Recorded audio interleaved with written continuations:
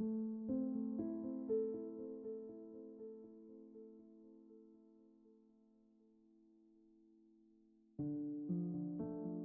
Ernesto, what's up, man? Happy Saturday.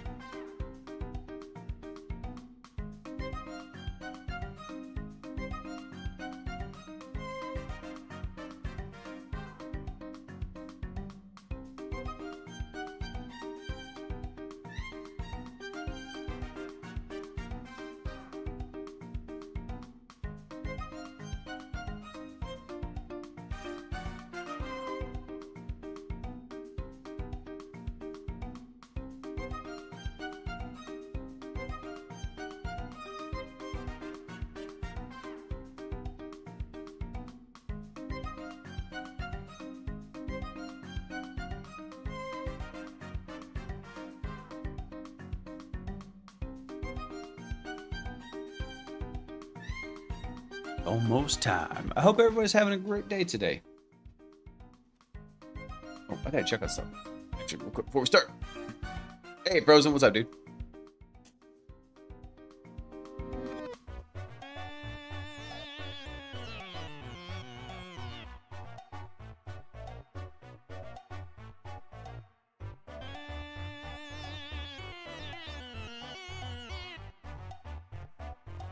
Doing some overtime work.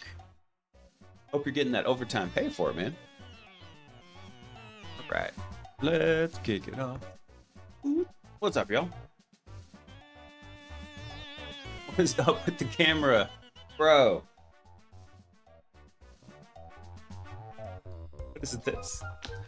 What even is this business? Crap. Left fix it. I hate when it does this. It has not done this in a long time.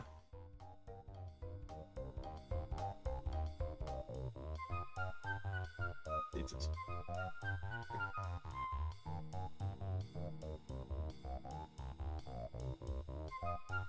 All right. Stand by. Oh, that's a horrible freeze frame, too. Looks like Bigfoot found a trail cam.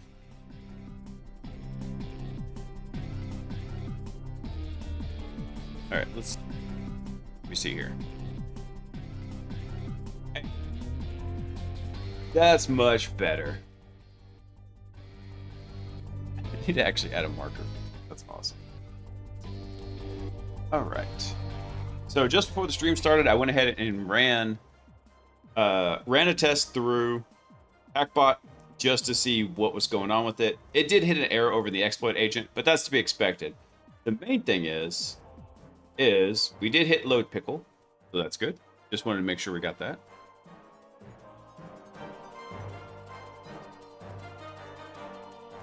And just so everyone knows, I've got a brisket on the smoker. It is almost done. I wish I had started it a little bit sooner, but I had to do some more testing on the smoker since it got BTFO'd last summer. I haven't smoked anything in like 11 months. I used to smoke something like every month. So it's almost done.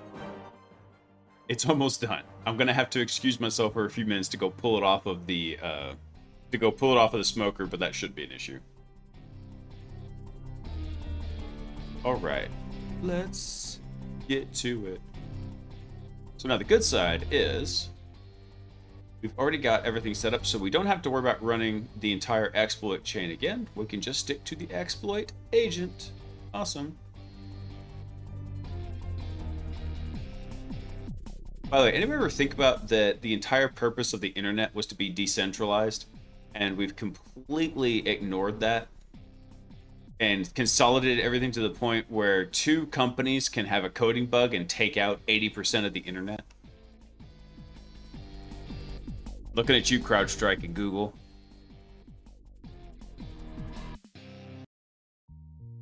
All right. Let's see here. Let me pull up the code. That's not the code.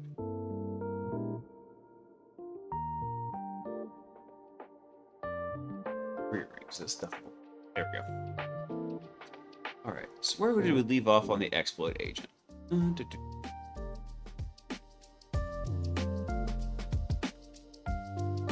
The error that we hit was an index out of range, which was to be expected, actually. Because I think the exploit router is trying to access something it doesn't have access to. Because I don't think we finished writing the graph yet. Let's see.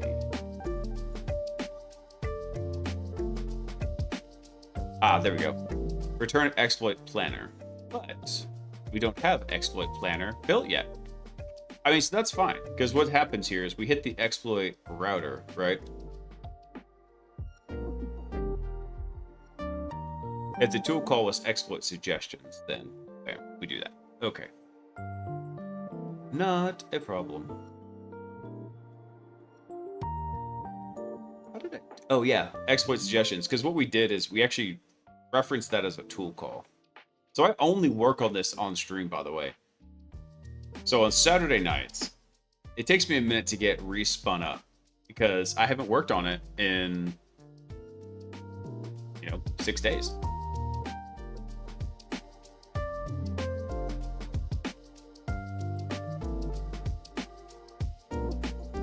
Let's see. So this is supposed to return exploit planner.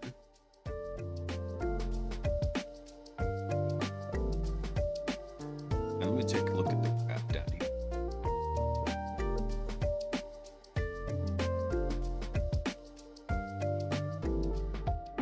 Here we go. So this is where these conditional edges, it's trying to go to a node that doesn't exist, which is fine because that's actually where we left off right here. Actually, there was exploit planner here.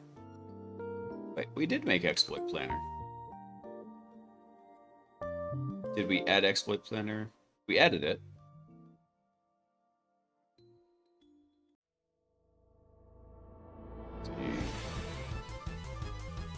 Yeah, there's our exploit planner.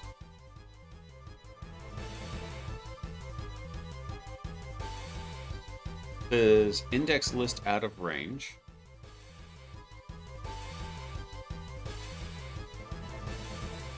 Oh, it's in the... So actually the index list is talking about is this right here.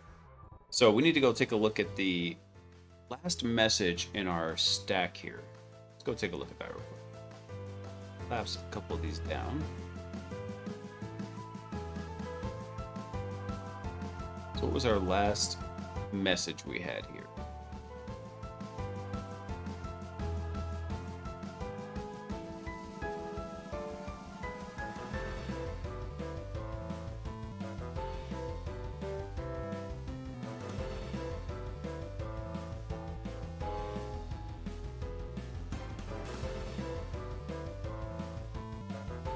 Oh, I know what the issue was.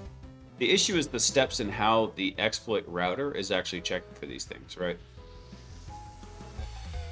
So let's take a look at the router real quick. So here in the router, what happened is... Where's our router at? It's in mind.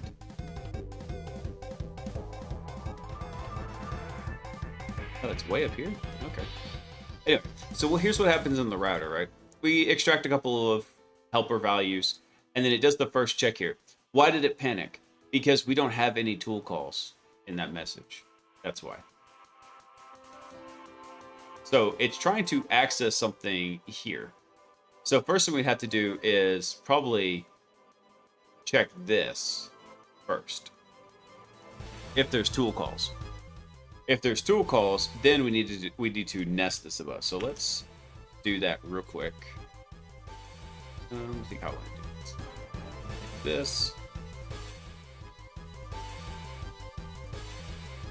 What I want to do.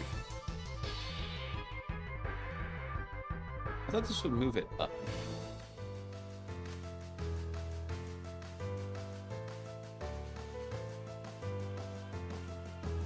There we go.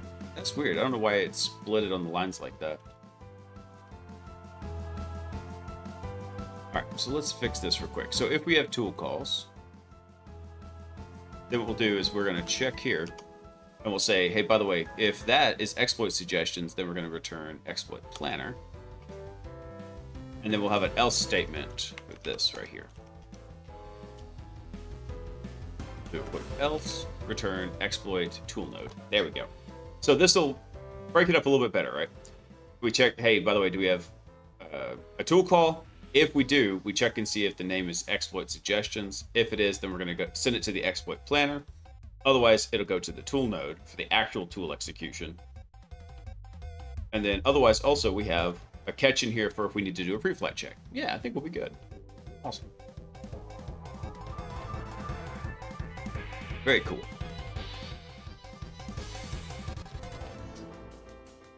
So I kind of want to run this again. The good news is we can run this again over here because of the way the load pickle function is set up. We can just run it blank and it will be just fine. We'll make a new thread and we'll just submit it. It's going to load the state table it had just used and it's going to start running through this test real fast. So I want to kind of see what exploit planner was doing here.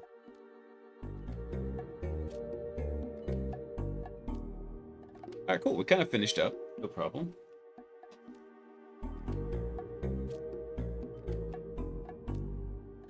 So did I have this? I had this in my notes.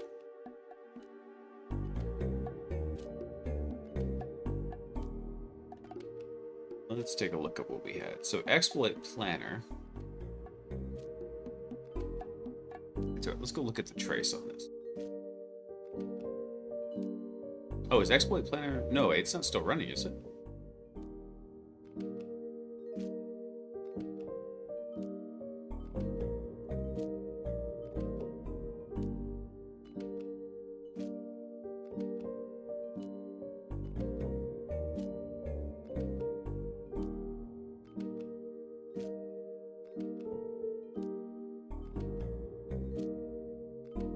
I like this idea. Actually, one of the suggestions, we have it give us 3 suggestions back.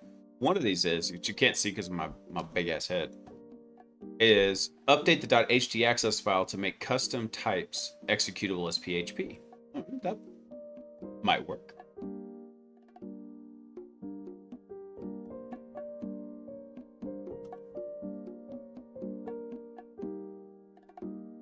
Let's see here. The execution finished, but why are we not seeing a trace in here?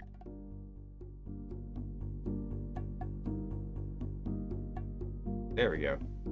So I want to see, sometimes it's easier to see, there's 2 different types of views here. This one actually kind of tells you what's the flow of this change of the state table. Really though, the trace lets you get real deep and see what it's doing. So our exploit planner, what do we come back with? What was I gotta remember what our system template was. You're an expert cybersecurity agent specializing in finding exploits for initial access to a target. Primary job is to analyze the task and target data to plan the steps necessary to complete the exploit task. Additional context may be provided. Response should have a list of steps and the reasons for each step. Okay. So based on target information, I can see we have an Apache web server running at 80. It takes uploads at the panel directory. An uploads directory is likely where they get stored. Okay, cool. So here's what we actually need to look at. What do we have for steps here? Navigate to the upload form at panel, create an htaccess file that contains add type. Oh. Interesting. I wonder if actually, this is actually really interesting. I hadn't thought about this as a potential exploit for this box. Typically what we did is we just went and updated, we uploaded a, now chances are we probably actually don't have permission to do this, but I like where this is going because the whole purpose of this was to do the speculative exploitation. Come up with ideas and try things, right?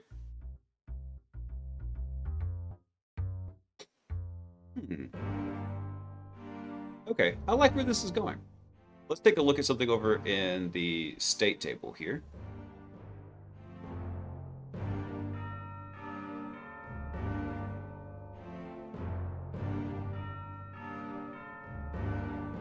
Oh, so we didn't take the steps for this. All right, so let's go look at the actual code for the exploit planner. I'm trying, like I said, I got to refresh myself because I haven't worked on this since last weekend. I pretty much only dev on this, except for extreme cases where there's some serious debugging that has to happen that's really annoying, and then I might do that off stream. But for the most part, this is just completely being built on the live stream. Let's see. All right, so we check our current task and IP. Let's see. So our exploit task is. That's right. So we check to see if we have a new or working in here. If we have a new or working, then yep, we set this. I noticed there's an execution fault in here. We'll go back and we'll fix this eventually. But if it runs out of exploit tasks to run through, we'll hit an index error and it will break. So.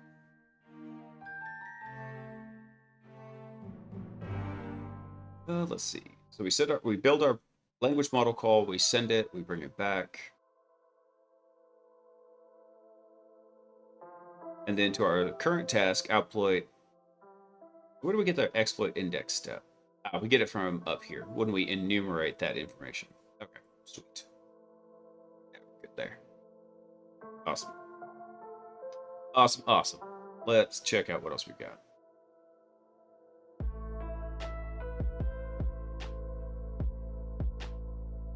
Yeah, so we should have seen something in the steps there come back.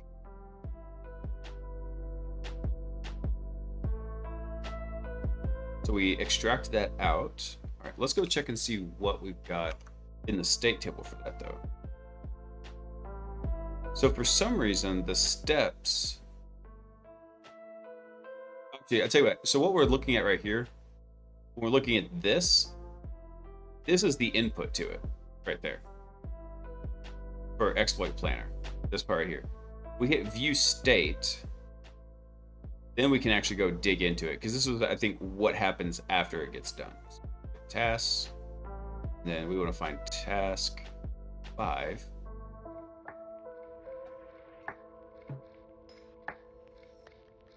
There we go. And if we look at our output and then steps.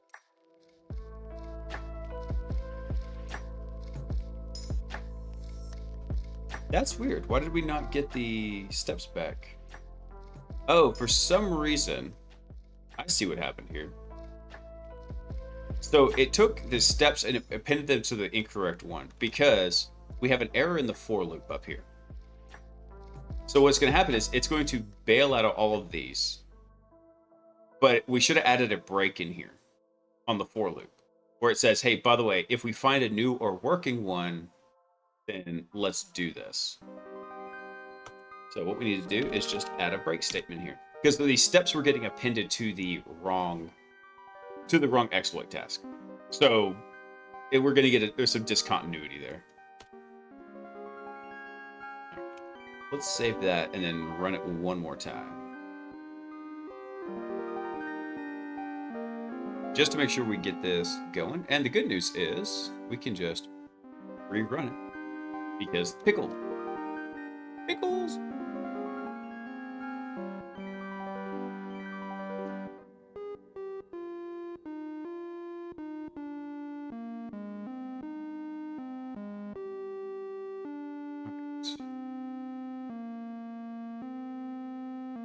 We'll check this trace real fast here.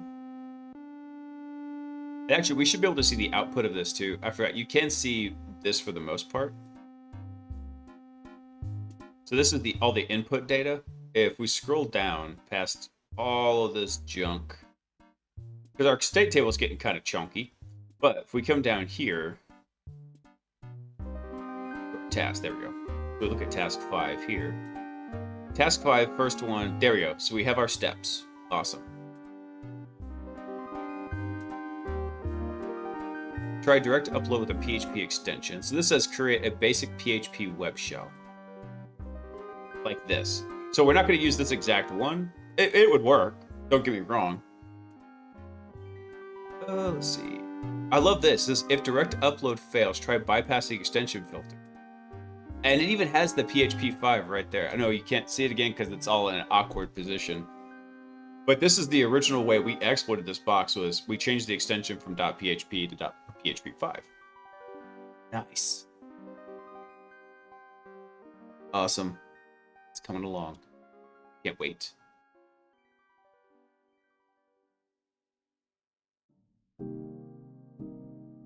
Alrighty.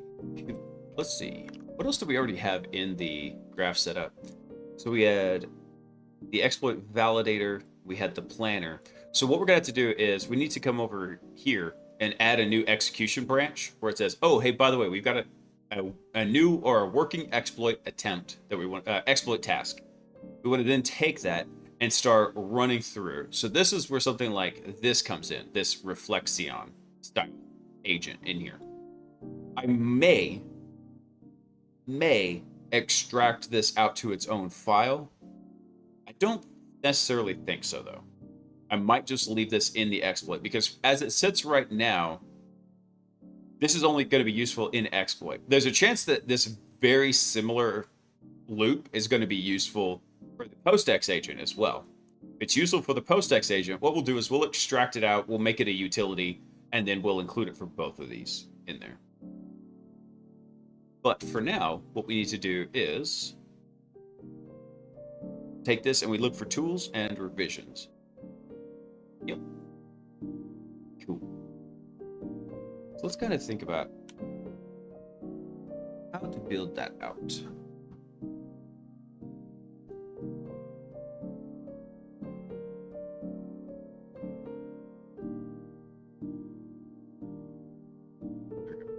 So let's kind of think about this one.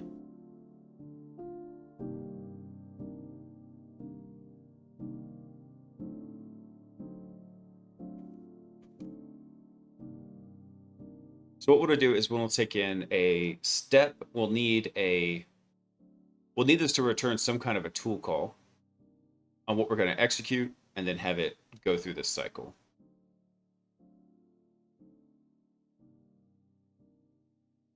Uh-oh.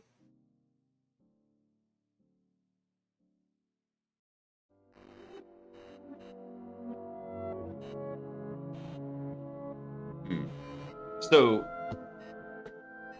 we had a little event happen and my wife just texted me about it.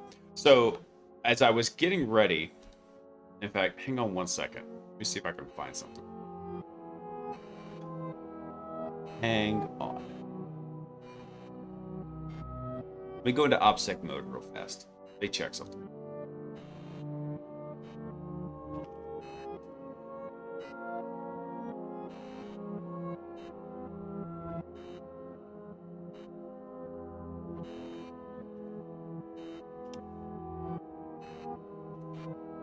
Yeah, here we go.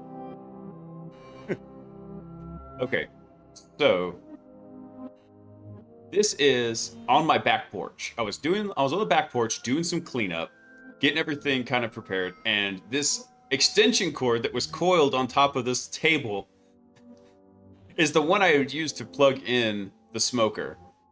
Obviously, I wasn't going to disturb it. I left this was from last weekend. I left this here. I wasn't going to go bother Mama Bird here. Except today I had to go plug in the other cable, and apparently when I got that close, it caused her to spaz out. Now, why is that such a big deal? Because I found two little chicks in there. I was like, dang it. So I didn't want to go disturb the bird. I didn't want to knock her out of there. Well, today, whenever I was going through and getting the smoker set up, these two birds absolutely spazzed out. They jumped out of the nest. They can't fly yet. They don't have any flight feathers. I'm like, dang it. So I ran in the house. I got some latex gloves that I use when I'm 3D printing stuff and put those on and then got the baby birds back up in the nest. And everything seemed good. Mama bird came back, seemed perfectly content with them. So she didn't get my smell or anything on them. It seemed fine. But then my wife just texted me and said, yeah, mama and babies are gone. I'm like, uh-oh. So I'm hoping those baby birds didn't jump out of the nest again and go go try to run off somewhere. Oh no, poor birds. I hope they're okay.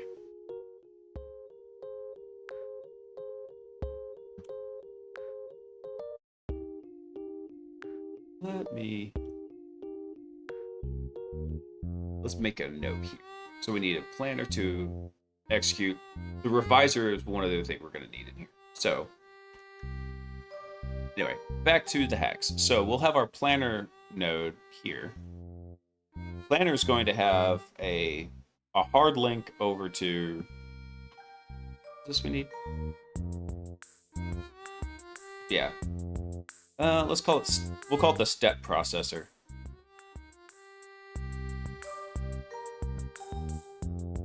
So we'll say to our step processor, and then we're going to have a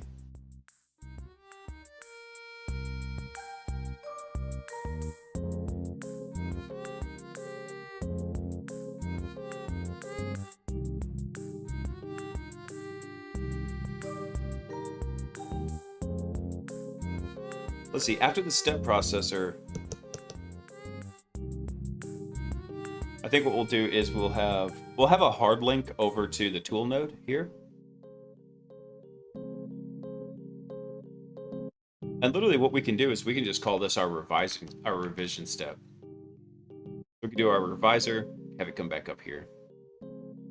Revisor is where we're actually going to have,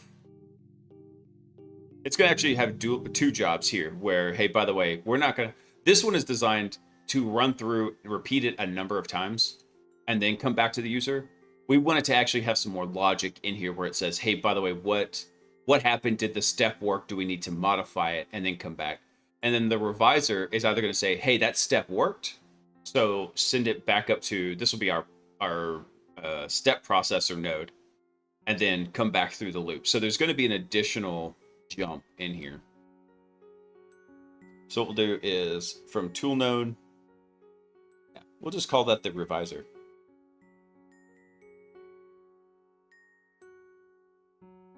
And then from our revisor, we'll have a conditional jump here. So it can either go back to the step processor, or it can maybe come back to the planner.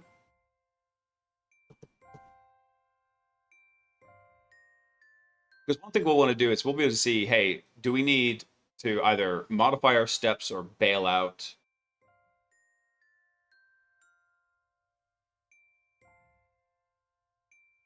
In fact, rather than calling this the revisor, I think what we'll do is we'll call this the assessor. Or analyzer, one of the two. Call this. I can't write. This is killing me. We'll call this the analyzer node. There we go. So on the analyzer node, it's going to then take a look and see, hey, what do we need to do with this?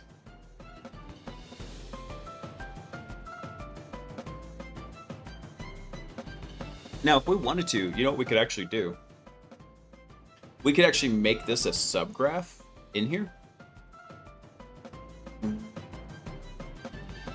We want to do it that way, or literally just make this nodes on the same graph. I'm thinking right now just make it nodes on the same graph. So what would happen is, we'd take a look here.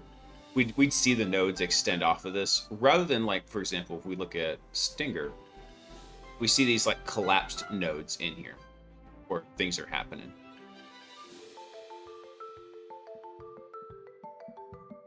Yeah, so I think for the most part, what we're going to do is we'll have Exploit Planner have its own branch over here. Actually, I take that back.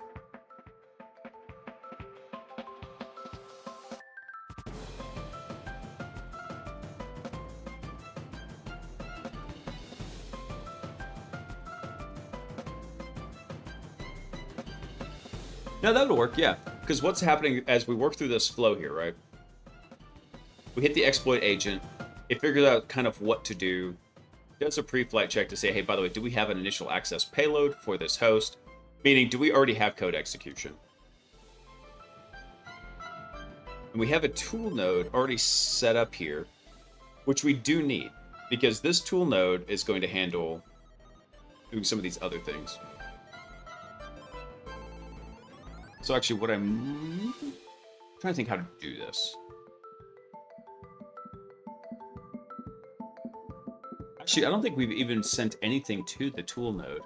it might just make more sense to move the tool node off of there. Because the tool node is when we need to call actual tools, specialty tools. So this exploit tool node might just move over here into this little side branch. So essentially, this guy would move into this position right here. That's what would happen.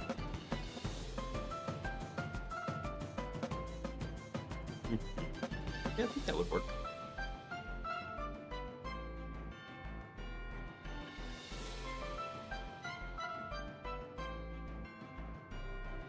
Yeah, I think let's do that. Let's take out this conditional jump from the tool node off the router.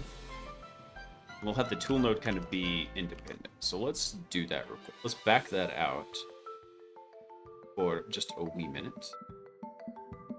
So we have our tool node here. We're going to take this off of...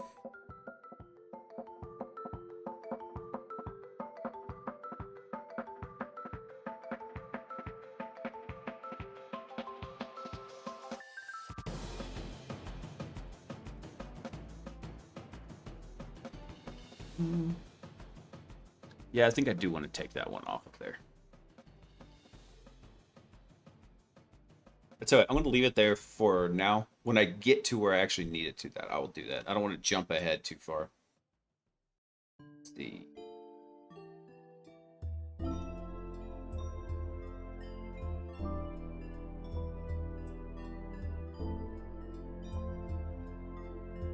Yeah, let's go ahead and start doing this real quick. So where's our exploit planner? Right here. So let's go ahead and start making our new node here. So what we'll do is we will just run. Hey, Moy, what's up, dude? Happy Saturday. Or it's Sunday, depending on your time zone. But I hope you're having a fantastic day. Let's see. So rather than our, we'll call this our... Call this our exploit step processor. So what we're going to do is we're going to take in a state type. This type will be stinger state.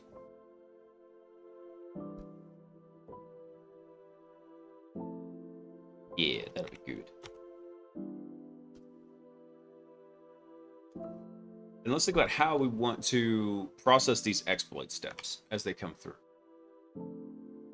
So if we come look at what we had here.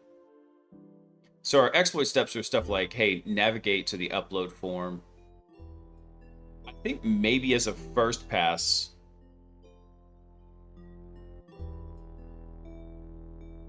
I think there's actually some efficiency changes we could make to this. So if we look at the language model call here,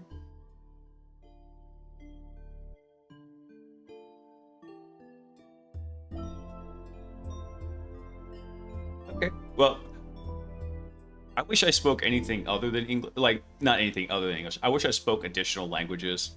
So you understanding so English is better than me not understanding anything else.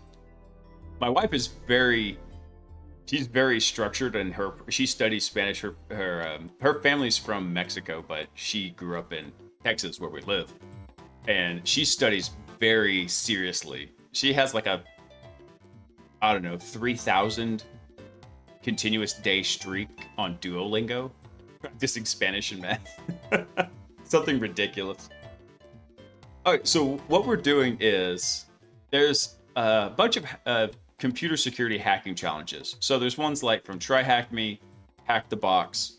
And what we're doing is over here in LangGraph, we're actually building out an AI agent here that's designed to connect to and play those challenges and try to solve them automatically with little to no human interaction. It's still very basic. We have a basic reconnaissance node, enumeration, and now we're working on the exploitation node. So this one, there will be one more for post-exploitation, doing things through a command and control infrastructure. That one's going to be another difficult one to put together.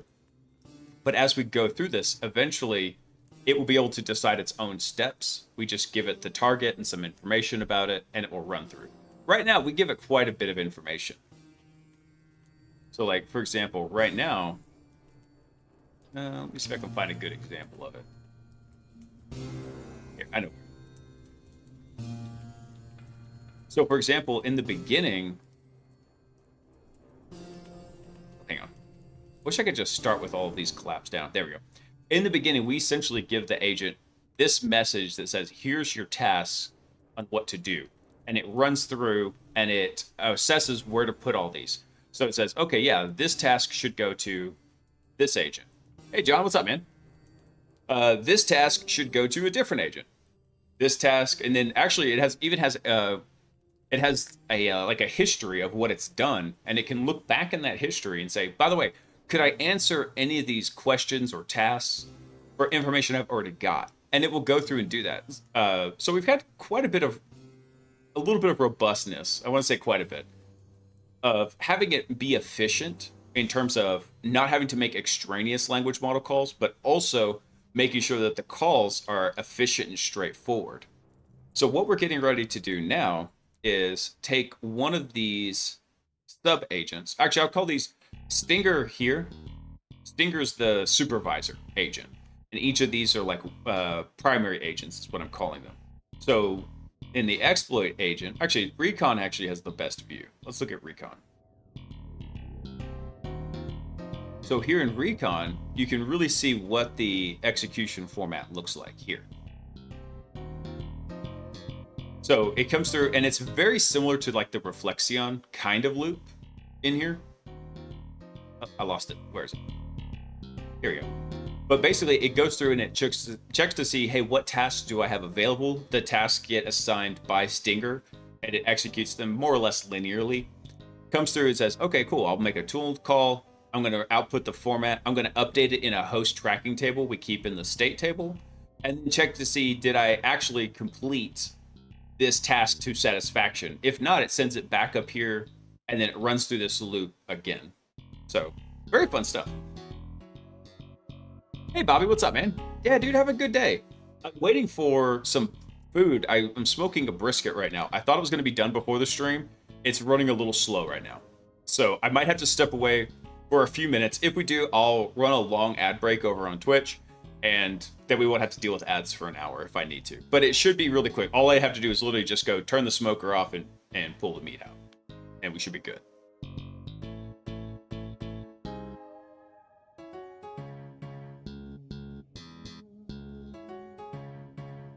I'm glad you like the music, Mui.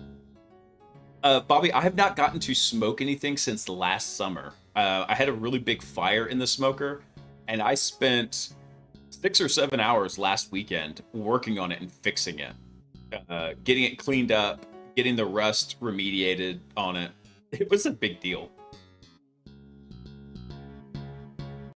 All right, so let's think about this. So I'm going to take this exploit planner here. So this is the idea I'm thinking. So from exploit planner, we'll have a step processor. And I think what we'll do is step processor, I think, is going to have its own kind of self-referential loop in here. Where did I lose the... Oh, man. Hang on one sec. I lost the iPad. Question. Do you have a master prompt or summary of the overarching mission for this multi-agent project for the manager agent? The manager agent is kind of dumb right now, John. But if you want to see all the code, it's up on the BlaiseBits GitHub. So if you run over to GitHub, BlaiseBits, and I'll drop a link to it. The project's called Hack the Bot. Because originally it was designed to play Hack the Box, challenges. But here, I will drop a link to it. I have not committed some of the more recent code to it, but you can check it out in here. I tried to make it as clear-cut as possible and where things are coming from. I tried not to do anything auto-magical in here.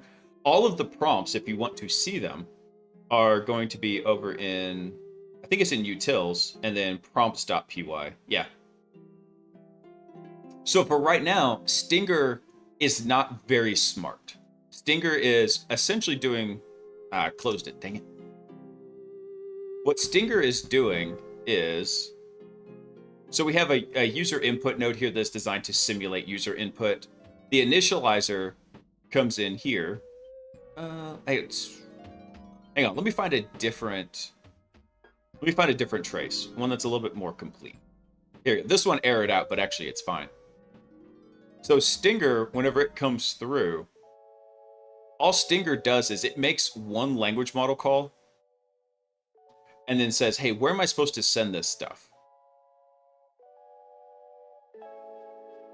Wait, where are all these extra messages in here? This is weird. Those should not be there. Anyway. Let's see. Oh, I guess maybe initializer did it? I'm losing my mind here.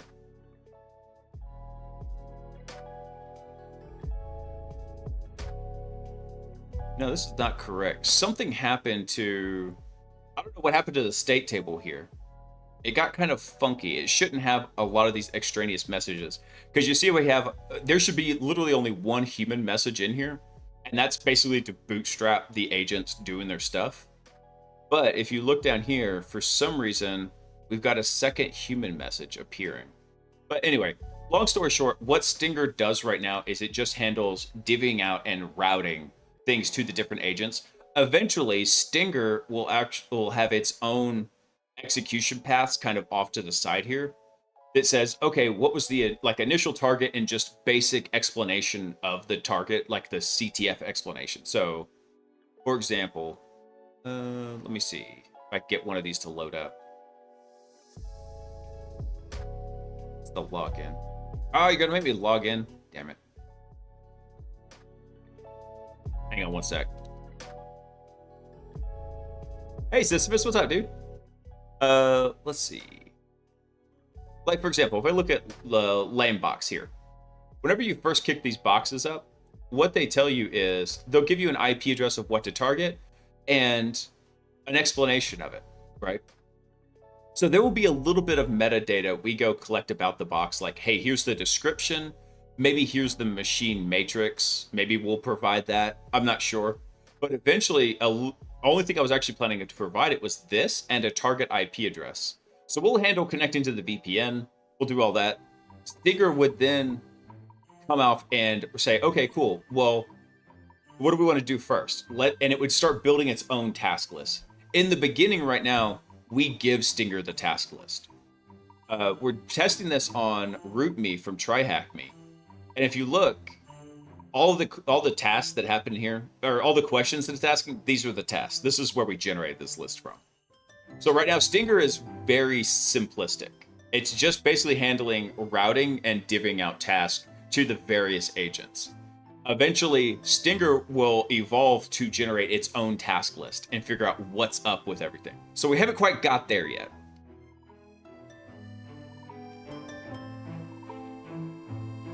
I'm a remote AI red teamer. Nice. Used to be contracted to scale AI. Now I work with a team at Pliny and some other T1 guys. So if you go live and need some red team, reach out. Nice, dude. That's what I've been doing for the last 7 years. So literally half of my IT career. I've been in IT for the last 15 years. And I've been doing offensive security since 2018. So right at half the time. And this was a project to satisfy a couple of criteria. One, I'm not really good at writing code from scratch. Modifying, reading, hacking on code, no problem. But writing a project from scratch, I'm not actually that good at. So this was a chance for me to get to understand that cycle a bit better. Because I have things I want to write. I need more cycles in my neurons to get that going. The second thing this was for is I know a lot of companies that I test are going to be implementing these kind of AI workflows. And I'm curious to think about how I would build them, because a lot of times somebody who might be brand new is going to be building them in a similar way. So by me understanding it, I'm going to have a better time attacking it. And in fact, I've got one coming up for something like that, I think week after next. So, hey, by the way, Roger, thanks for coming online, man. Welcome. Yeah. John, if you want to ever chat about anything, I think !Discord will drop the Discord link and you can come hop in there, man. Full coder, thank God we have some amazing coders. We do have amazing coders where I work. and they make our offensive security operations run a lot smoother. And so I don't ever plan to be as good as them, but it is fun whenever like I find weird bugs in their code because I don't intend to. It just happens. I find the weird bugs by just testing it out and playing. I follow what I call the brisket alarm, which is going off right now. So guys, I'm gonna run a 3-minute ad break. That should be plenty of time to get this. We won't have to deal with ads for another hour. So give me like 3 minutes and we'll be right back. Oh, it didn't do it? Dang it. Hang on one sec. Let's see. Discord. Hang on, I'll get it for you.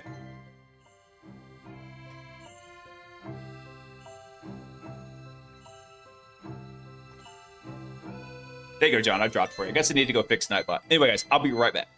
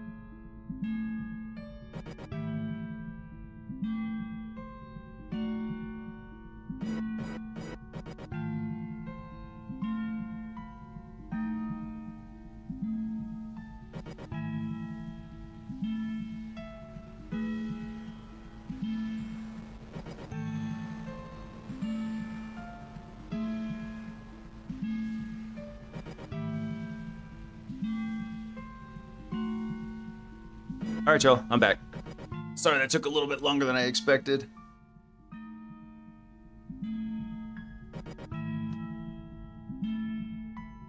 Hey, Portal's up, dude. What is thread butt?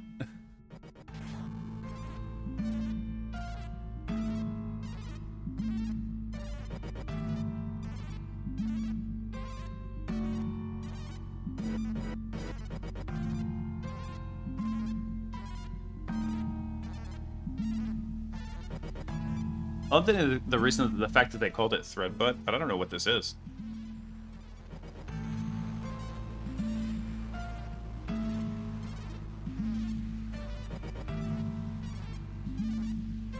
Use trouser snake against target. Didn't work so good. Uses constant negative Prescoveffe against target. It's super effective. That's too funny. I know that's super tiny down there. I don't know if I can zoom in on it, but it's funny.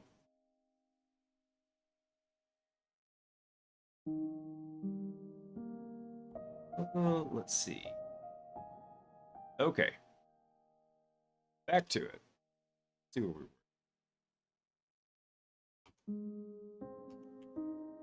Yeah, it took a little bit longer because this brisket was just hard to handle getting out of the smoker.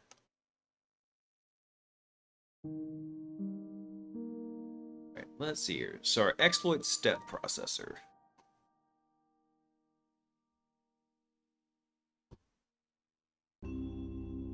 I'm thinking, actually, I may want to add a preprocessor in here. And the reason I'm thinking about adding a preprocessor in here is because if we look at the steps that happen, right? Let's see.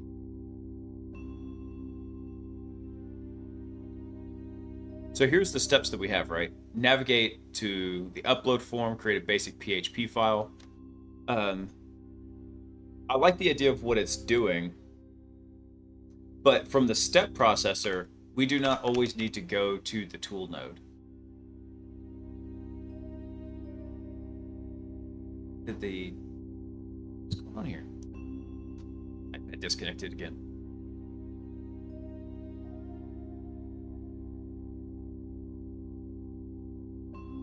Okay, cool, John. Yeah, man. Happy to have you on, dude. Let's see.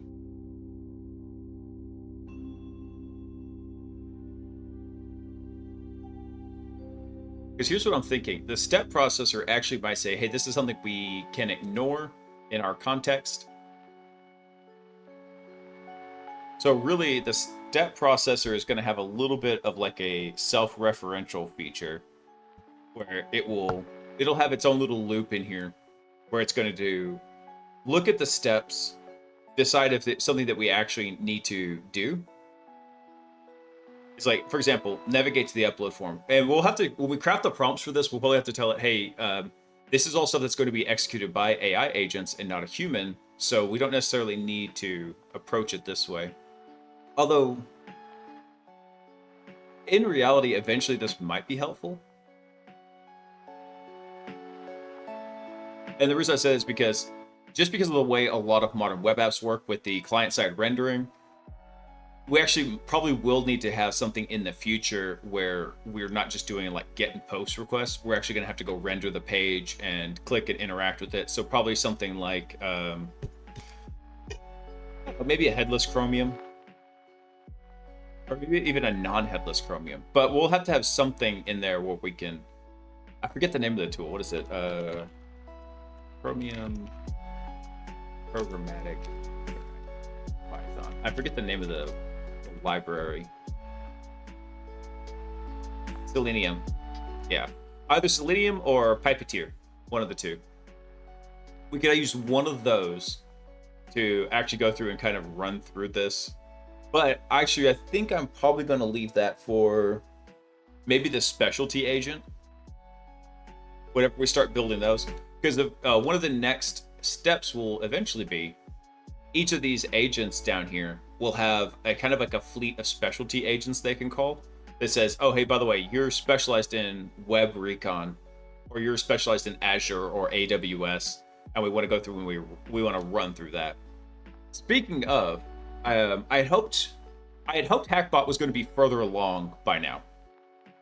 And what I had intended was to start some professional development courses to help bolster my own understanding of things, particularly around Azure and AWS, and then start building the specialty agents for those as part of this. So I'm still probably going to be doing that, except actually, I guess that'll still work because I need to work on the courses offline. I can't do them on stream. The content providers weren't cool with it. So like, all right. But I'll take some notes on it, and then as I run through that, we'll look at, hey, this is how we can build up our first couple specialty agents, like doing Azure reconnaissance.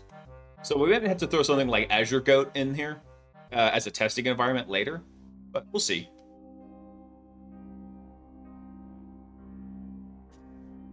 We will see.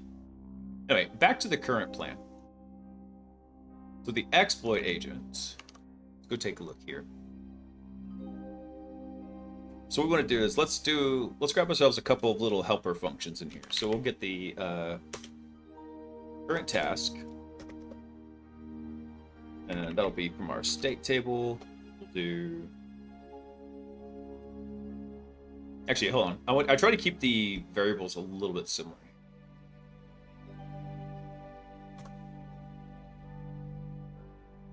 Actually, I don't need that. Yeah, never mind. That was how I was doing it. So we're just doing a little bit of extraction here. Generally, the way I do these is I'll extract data if it's going to be in a read-only capacity from the state table. But when we write things, we're going to write them to this state object and then return those things that we want to update in the master copy for the agents. So we do want to get the current task, and then we want to get...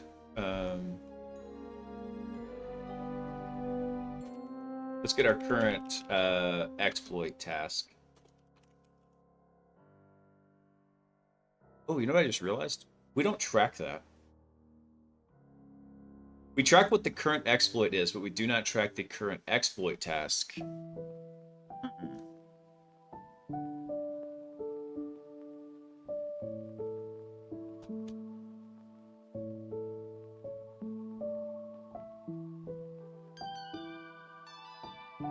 Think about how we're going to handle this real quick. So for the exploit planner, we come through and we find it.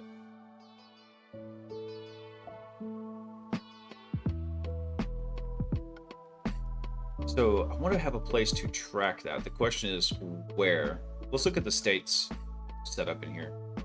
Because the way we're currently approaching this is that our tasks are all the individual stuff we're doing here. Right now, it's planning its own exploitation attempts. And so since we don't have that as output, what we do is we take those and we put them as output in here. So the output was supposed to be the output of the various individual things that we're using. So rather than using the output just to track like what was the output of the task, we're using it to track the exploit task.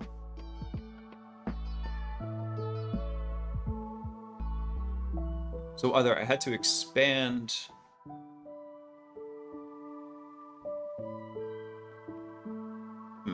So we can either expand the stinger state because we have current task right here.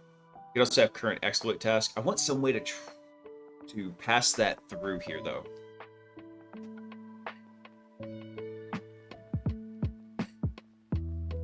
Let's see, where would be a good convenient place to store that? Basically, without having to run through this loop again, we could just go run through this loop right here.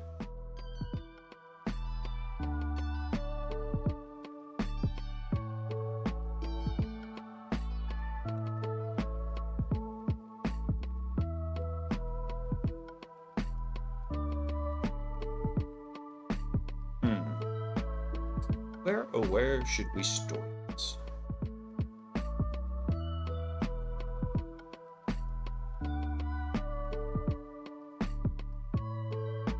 I think that for simplicity's sake, we'll probably just have to go through this process again of extracting it.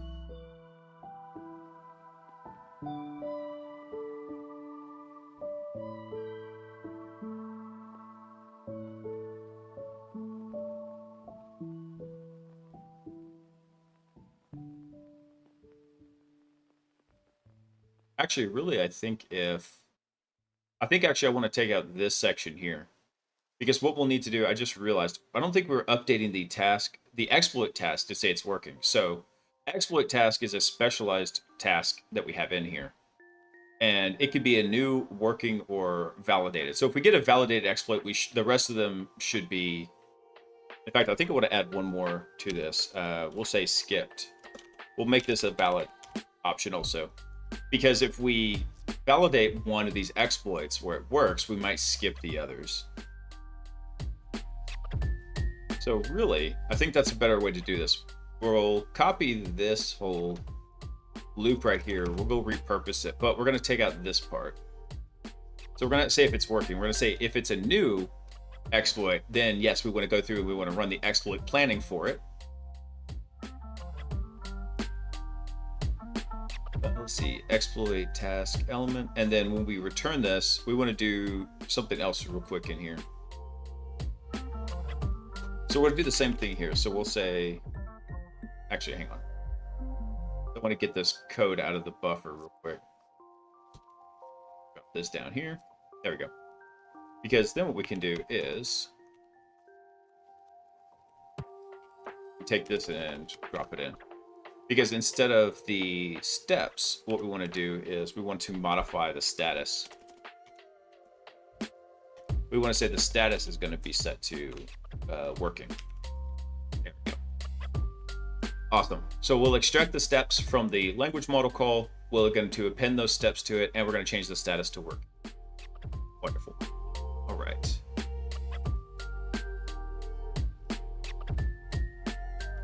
So then what we can do is we're going to take this and we're going to say, hey, find the first working one in here.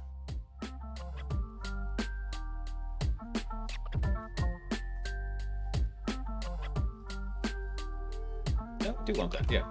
Let's take that out. Oh, we need to get the exploit task. So our exploit task, let's see. So we'll extract that out of the state table. So we'll say state. We'll do tasks, and then we'll get it from the current task.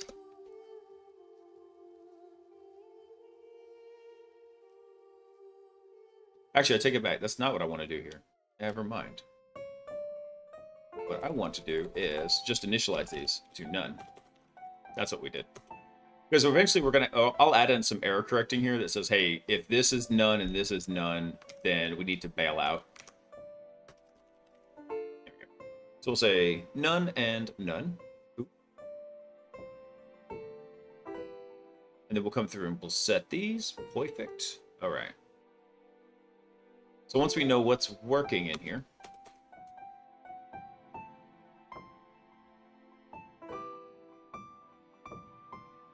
what we're going to do now is we're going to iterate over those lists, and we're going to send it a... I kind of want to tell it to...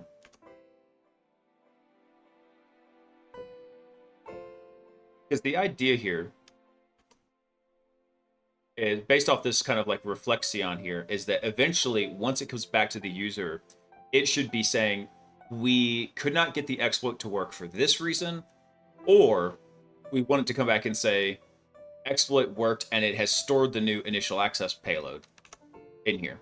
So if you notice, like in our host entries here, we have an initial access exploit. And so if this is blank, that means we don't have a means of gaining code execution on the box. Tiny witch drawers, thanks for going online. I love the usernames. They crack me up. Welcome in, man. All right, so let's see. So we're going to find the... Let's put a note here. Let's see. So find the first working exploit task. In the, let's see, current task output. There we go. So we'll drop that in here. Once we find that...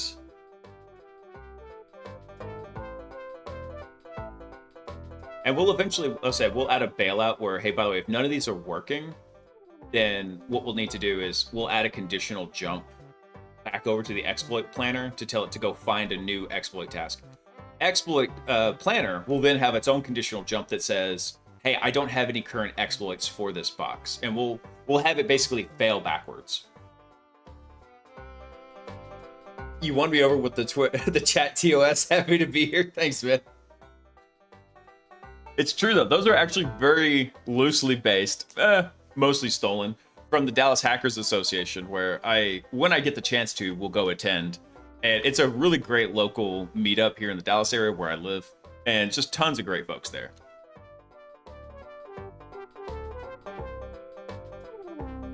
Hey, Squid, what's up, man?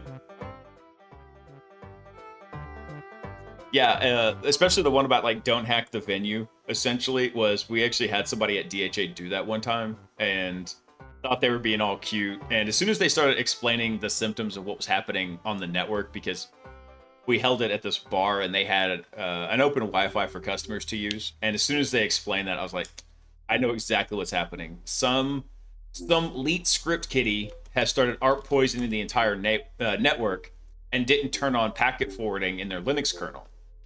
And it would have been dead giveaways other than that too, because a Linux kernel, like on a default Kali install, is a really crappy packet processor, and so latency just shoots through the roof. So there would have been a lot of telltale signs anyway. But as soon as everybody started getting denial of service, but they're still connected to the network, it just all the pieces fit.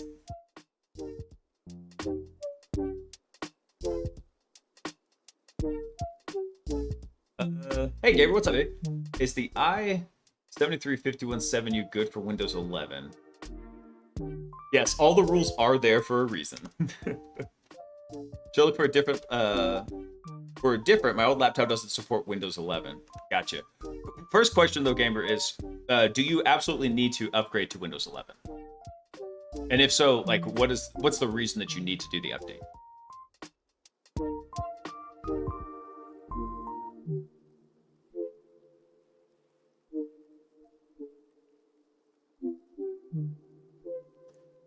Let's see here. Let me look at this processor while you're talking about it. It's really more than the processor, because really you also have to look at the TPM module, which I don't know, is it? Yeah. Really, the main thing that holds Windows 11 back is not so much the processor, it's the use of having a TPM, which is a trusted platform module that handles interactions for cryptography and private keys, and basically disassociates them from the processor and RAM and the operating system and puts them into a different secure, let's call it an enclave, on the motherboard. And Windows 11, the way it was so highly designed to be integrated with the Microsoft Cloud, handles these kind of refresh tokens and primary tokens that go back and forth to Microsoft's cloud, and those should be secured by a TPM. If they're not, it's pretty trivial for somebody that when they compromise your computer to kind of take over your accounts. In reality, it's not that big of a hurdle because once you get onto the system, there's other tokens you can get. But anyway. Old one would take forever to format SD cards. Gotcha. If you have a particular laptop you're looking at, gamer, throw it up here and I'll take a look at it.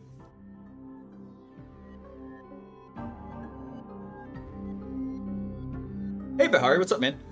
Can you quickly explain short the aim of your project? Sure, the aim of the project is currently to complete the most basic room, more or less autonomously, on TryHackMe, which is a room called RootMe. The end goal is, or the next milestone after that would be to get it to complete it with us providing no insight into how the room works.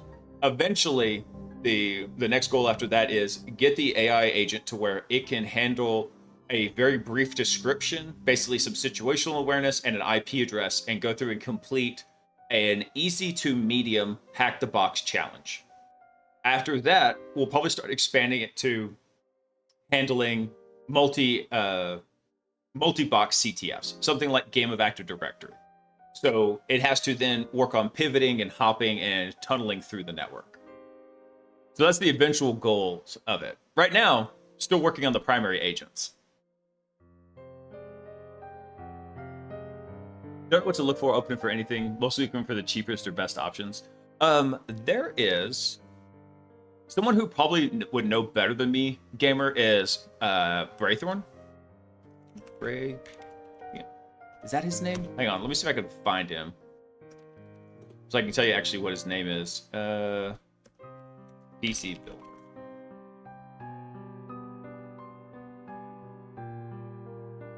I know. I misspelled it. Bray. I think it's Braytheon. I can never remember how to spell his name.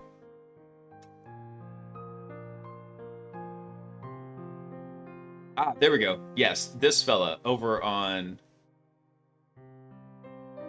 Now, he's usually doing things like... Let me go back.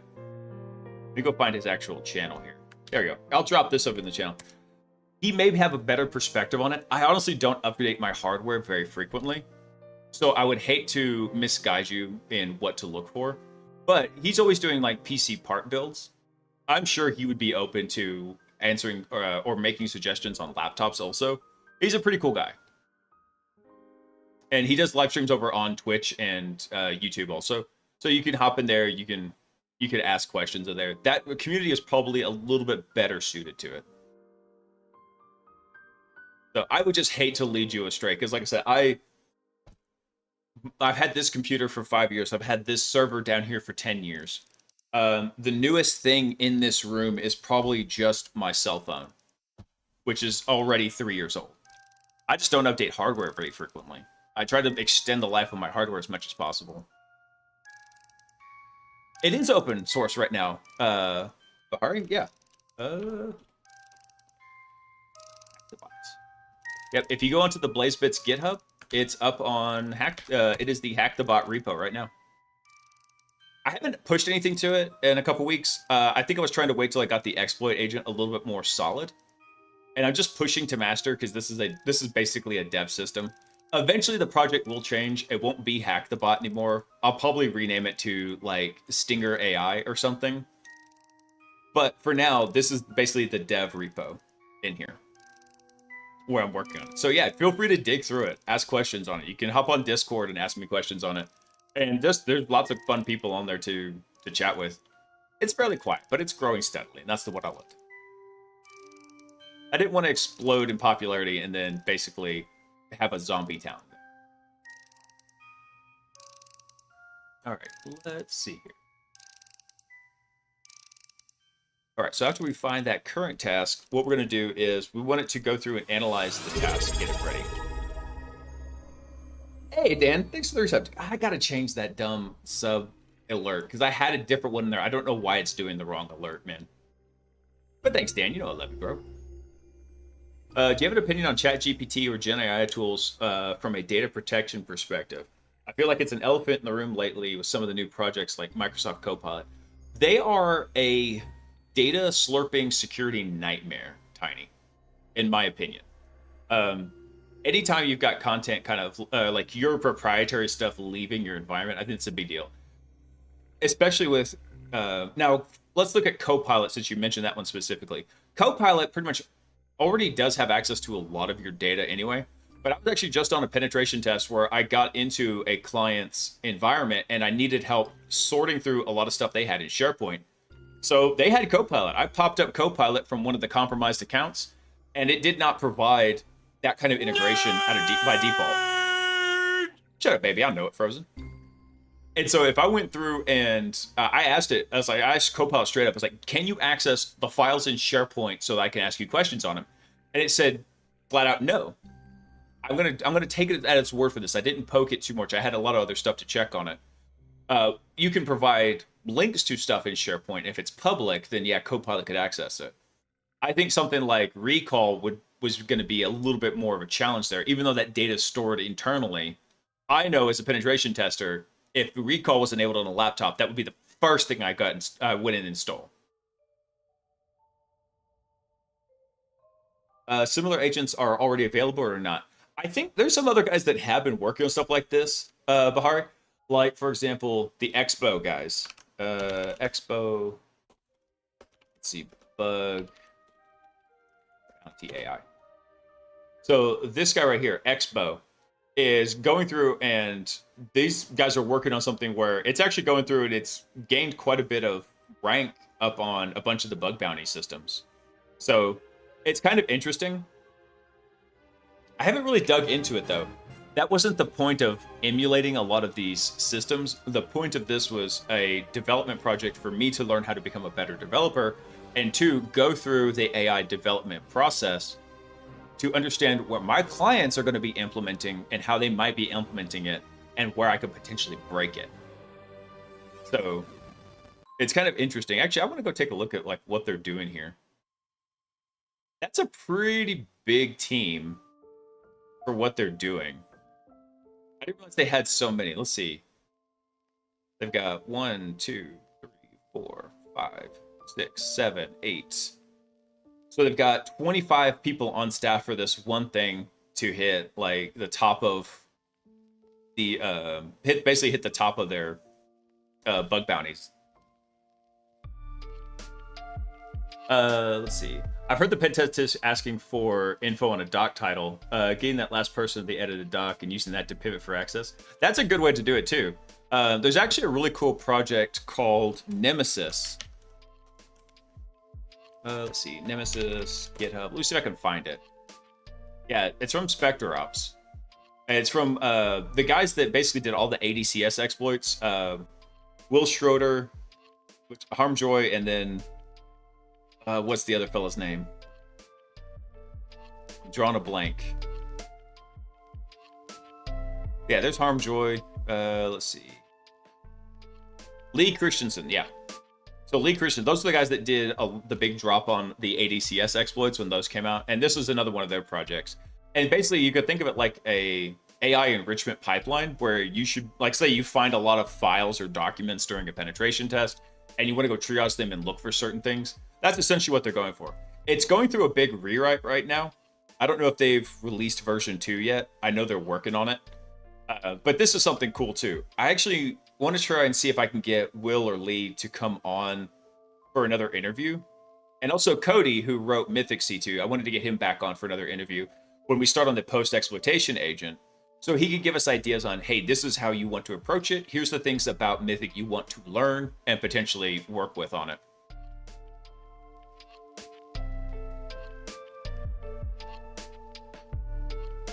Shamilu, thanks for coming online. Welcome in. Happy Saturday. Are you using custom LLM or a commercial one? We are currently using Claude 3.7.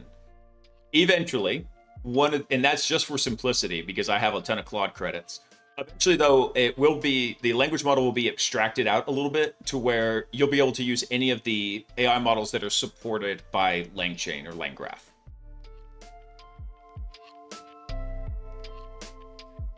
John, I want to like Expo, but I need to do a little bit more reading on it. Maybe we'll do that on Tuesday night's news stream.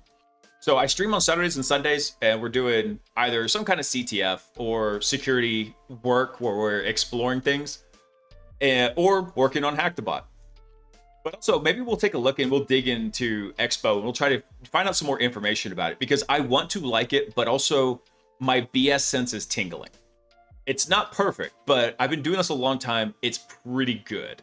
So yeah, it gets a lot of hype, but I'm curious to know like what it's actually doing.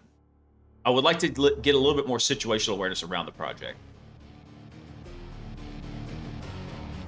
All right, John, I'll definitely do that. And Tiny, no problem. This is a total Ask Me Anything stream also. You can ask any of the longtime viewers. I have no problem derailing the stream to answer questions and help folks out. I had a couple of folks that did that for me, and I want to pay that forward. I like helping people out. All right, let's take a look at our code here. So after we get our initial exploit, I think we want to look at...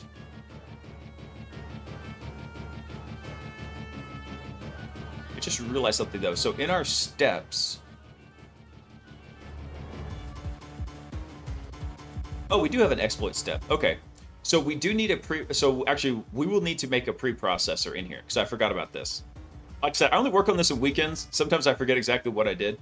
So we have an exploit task, right? And then we have steps, which is a list of exploit steps. But that does not look like a list of exploit steps in here.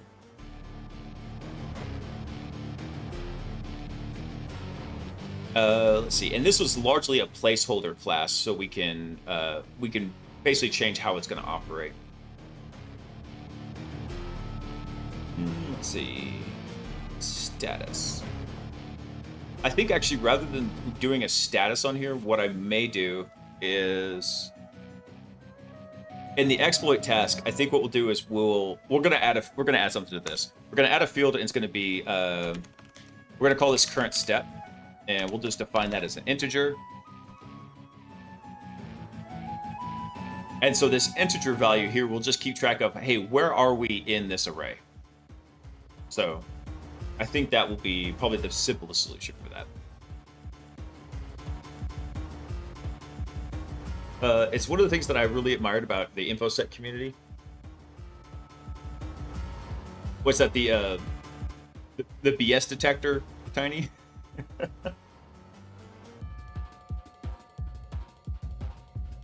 Or I'm sorry, I know what you're talking about. You're talking about like the asking questions and passing them forward. Yeah. And the reason I like doing that is because the same reason I have a sharing info. I would have killed for that back when I was younger because I remember just literally the only source of information I had was the 2600 books I would go get at Barnes and Noble when I was a kid. That was it. 2600 was my jam back in the day. Let's see. So actually, I think what we need to do is, I think what we can actually roll this into here. So rather than just flat out appending the steps, because if we look at the output from LangGraph, what do we have? Steps is just this list of strings, right? So I can see two ways about this. Either we go do like we've done with the other stuff, where we take that string and we this right here, this step task. We take this and we stub it out so that we can just take that one input and generate the class object, or we actually run it through a preprocessor to see, hey, do we actually need to execute this step? There will be a little bit of tightening up to this also, because if you notice in the exploit steps, it says stuff like navigate to the form and upload it. That's not really anything we necessarily need to do, right? We already know that the upload form is there. So we might go tighten up that prompt a bit to tell it, hey, how would we approach this programmatically, maybe, instead of like, how would a human do it? Yeah. I think for now, what we'll do is let's go make a utility real quick. Let's come over to tasking. And what we'll do is we'll define ourselves a new function. So we'll define, I'm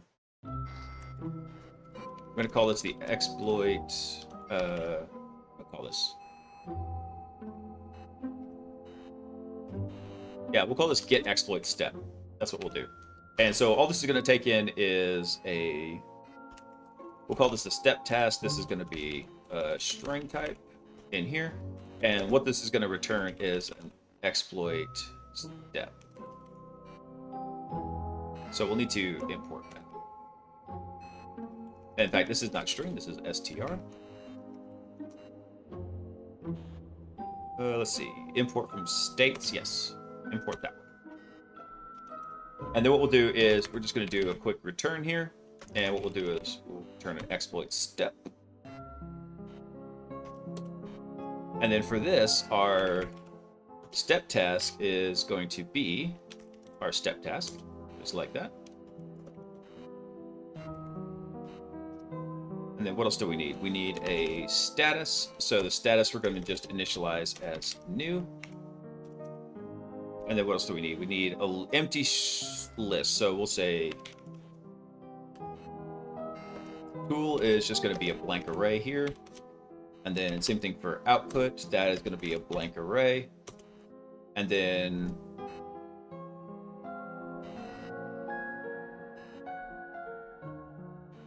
I need to add one more in here. Was it successful, failure, or what do I want to call it in here? I need one more list in here. One more option here for, hey, we have not checked this yet.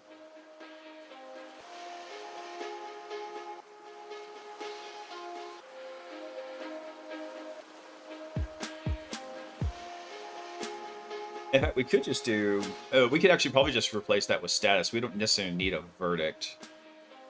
Actually, yeah, I think we'll do that. We will just take out the verdict. We don't need that field. And this we'll just grab. There we go. So, perfect. So now we'll know if this is a new, or if we're currently working on it, if it gets validated, if it gets failed. Okay, perfect. So now what we can do is we can iterate over each of those strings. We can get our objects back. We'll make a new array, and then we'll append that over. Let's do that real quick. So steps, maybe this, and then what we'll do is for, and that does return an array, right? Yeah, returns us an array. We'll say for step and steps. What we're going to do here is, I know there's a better way to do this. I'm just doing it with for loops because it makes sense. We could probably go map it as well. Actually, I'm trying to remember. Python map array.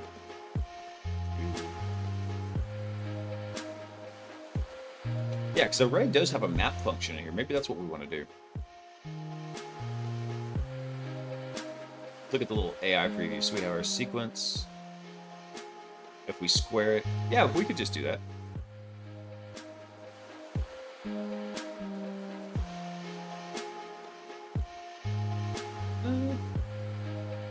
Yeah, that makes more sense actually. Rather than trying to do that, let's do that. So we'll say steps.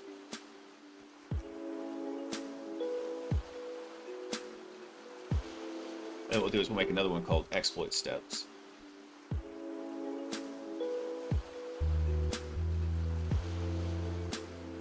And we'll do is exploit steps. That's going to be equal to map. And then what we'll run is, yeah, just do a lambda function against x. And what we'll do is we'll do get, what did I call that? What would I call that? I think I called that a stub. Nah, I just called it get exploit step. There we go. We'll drop that function name in here, and what we'll do is we'll pass in x directly to it, and we're going to pass in steps as our input. I think that will. Let's go import that for tasking. Boom. Awesome. So now we have our exploit steps, and all we have to do now is just do a little bit of an insert. Excellent. So now what's going to happen is we'll get the steps back from the tool call, which we're just using as a cheat for formatting the data. We'll actually create the exploit step objects in here as an array. And then after we do that, then we'll actually have exploit steps. Let's see if my try hack me box is still online. It is at an hour. Because I'm gonna actually run through this one more time. You logged me out, didn't you? I knew it was too good to ask. I knew it. Try hack me absolutely hates me and wants me to log in every 5 minutes. I swear.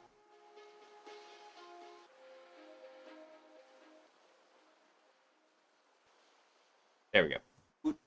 Drop back out of OPSEC mode. Already did deploy the machine. There you go. Add 1 hour. We'll keep this up and running. Let's go see what this actually looks like when we run it. So let's come back over here. Let's go to the exploit agent, and then we'll just run it. We're going to do it raw. Raw style. Now it's going to immediately exit after it hits the exploit planner. We haven't added any additional steps yet. What we're going to do is we're just going to check the state table that returns back from exploit planner and make sure that we've got everything that we need. Let's go look at the trace for it. Yeah, we can just look at it down here.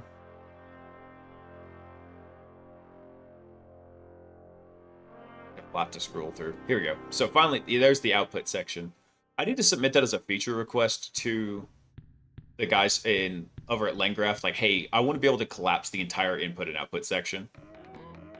But let's go take a look at that. Where's our task set? There we go. Close these down.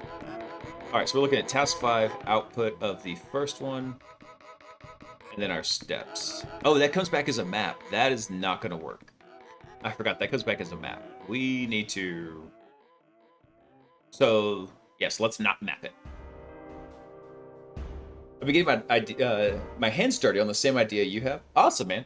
Yeah, I've been having a lot of fun with it because it forces me to sit and think about kind of like the usual pen test life cycle. And then the idea here, the reason why I put some other professional development stuff I was doing on hold is because I want to take different pieces of knowledge that I have and then build them into specialty agents. So I've got 3 professional development courses kind of on deck that I want to run through. One for Azure, one for AWS, and then another one for malware development. And so those are like going to be the first 3 specialty agents that kind of appear in here. So I'm looking forward to it.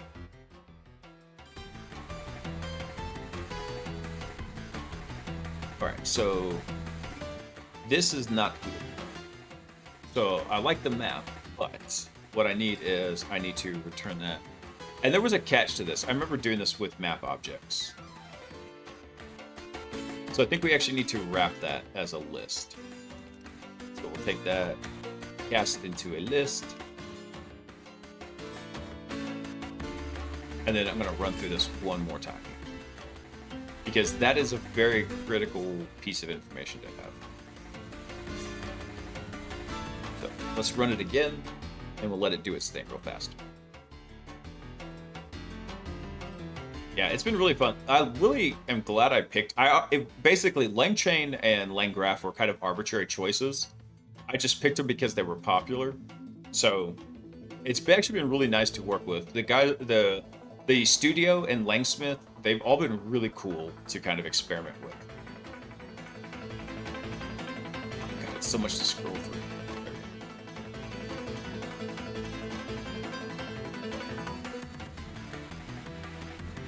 See, right here, I can either look at this or I could do raw, and I was like, I wish it would just... Actually, rendering as raw is not bad, because then it puts this in a scrollable window, because then I can easily come down here. So let's look at our task that we return. And then we have our output for our first exploit task, and then our steps. Nice. Nice. Easy peasy, lemon squeezy. Cool. So now we've got a nice little object to kind of iterate over and work on whenever we go to the next one. So that will be in our exploit step processor. Badass. All right. Dang it. Gotta increment the swear jar.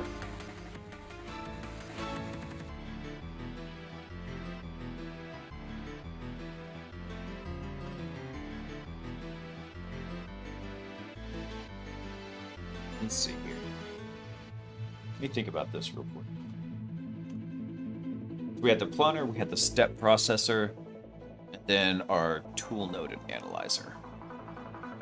So yeah, I think we're gonna have to disassociate the tool node out of the exploit. Actually, I take that back because I actually will want the exploit task to be able to have access to the tool node. The downside is where tool node is going to return from. So as it currently sits, that's a lot easier said than done.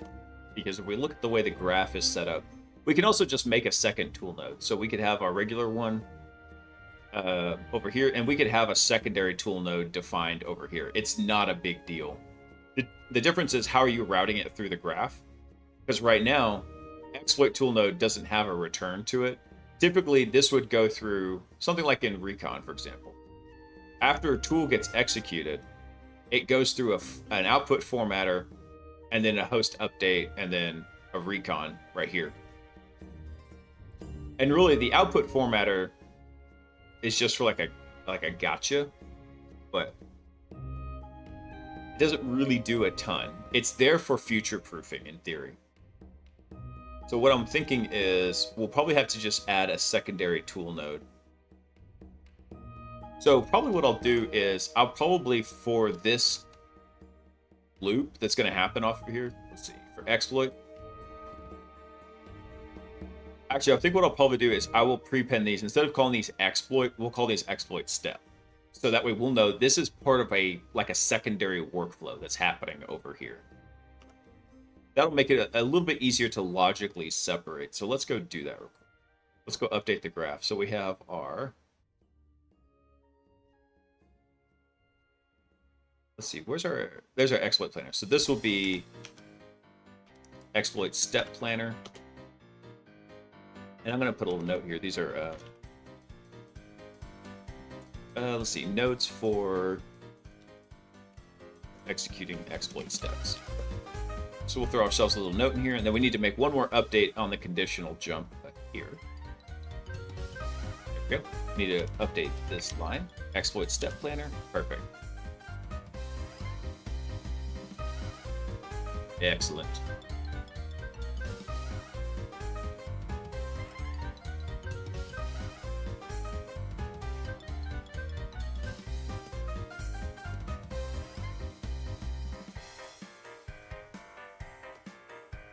Let's see. I don't know where all these extra line breaks came from.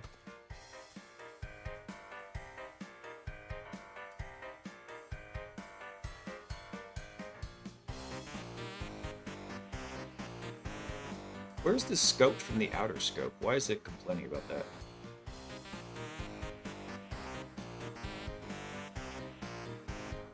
There's nothing in the outer scope here, though. That's what I don't get. I was curious why it was complaining about current task in here. Because this should be scoped to this function, but anyway. We're just going to keep on hacking around and finding out.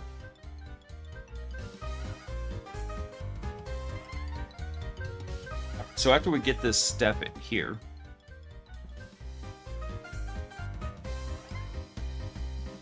we need to go make ourselves a new prompt. Because what we'll need is we're going to have a prompt in here. We'll have what do we call this?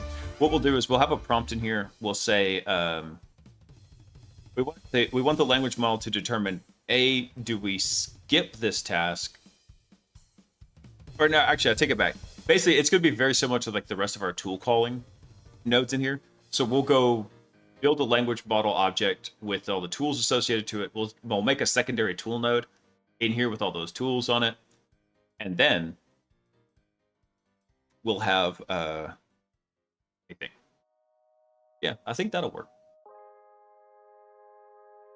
Do you think we'll see more people using Gen AI tools, etc., like this for malicious stuff in the wild this year? Oh yeah, man. Especially with something like the stuff coming out with like VO3. There's definitely people that are going to be doing that. I mean, I wish I had capitalized on it. But I had the idea for using like some like deepfake webcam stuff for some social engineering work that we had. I just didn't have the understanding to spin it up in time for the assessment. That was one of the things that was such a beatdown at my last job. Even though I liked the people I worked there with, the working environment was rough and it was very fast paced. Sometimes it wouldn't be unheard of for me to start a pen test on a Monday and then deliver the report on a Friday. Typically, those were for web applications, but still, it was a bit of a churn going through there. And so I just didn't have any development cycles while I was there. New company, if I had had this idea when I was working there, they'd have been like, yes, go make it happen.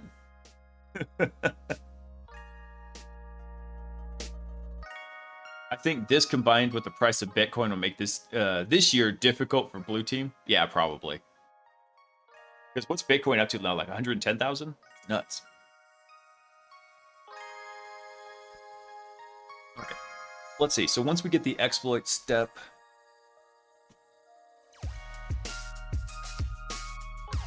yep. So let's build a prompt for this.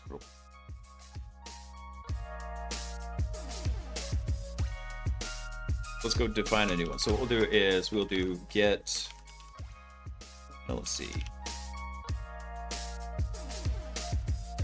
Get exploit stepped prompt template. So actually what we're doing is we're not actually building the prompt necessarily. We are. We're building technically what is called a prompt template.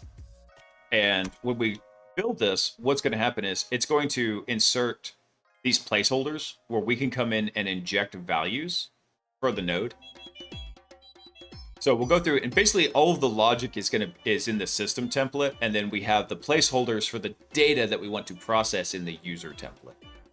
So that's what we're doing with this right here. Hey, Orcs, what's up, man? AI super good at Blue Team, though. Splunk MCP is magic. I have not looked at... I'm ashamed to admit, I've not really dug into MCP very much.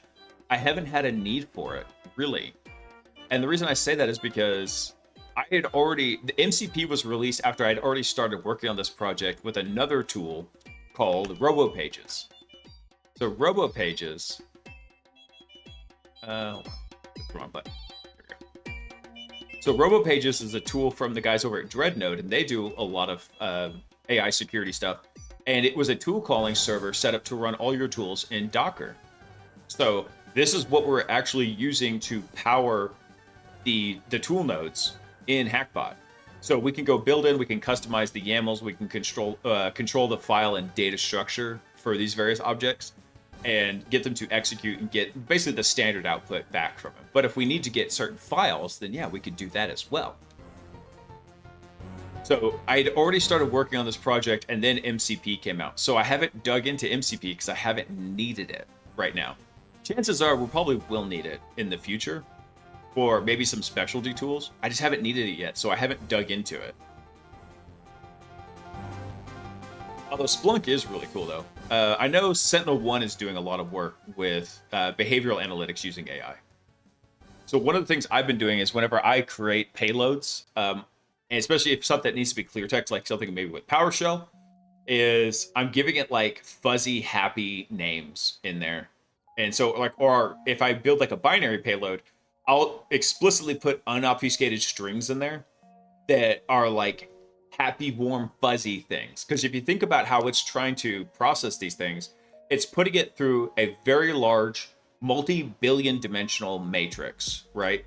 And when it's doing that, it's basically just trying to predict like what's the next thing in the line. And so if I can get enough of the vectors to point away from malicious, this is my thinking anyway, then I can, and if I could do that by just putting like happy fuzzy strings in the binary, that's great. So that's one of the things I've been doing to mess with it.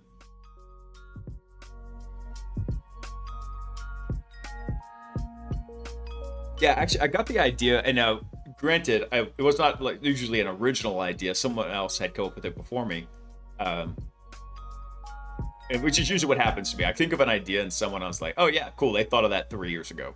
Awesome." I was thinking about how retrieval augmented generation works, RAG pipelines, and how they use vector databases, and they use that to find the pertinent data to come back to you. And that's what got me thinking about it. True blue team and a lot of mid-size or mid or small orgs usually gets budget resources after the fact. Yeah, that's true. Security's budget kind of tempers down until there's an incident, and then it spikes up, and then it just starts tempering down again. Let's see. Let's think about how we want to define this in here. So let's do our... we'll call this our system template.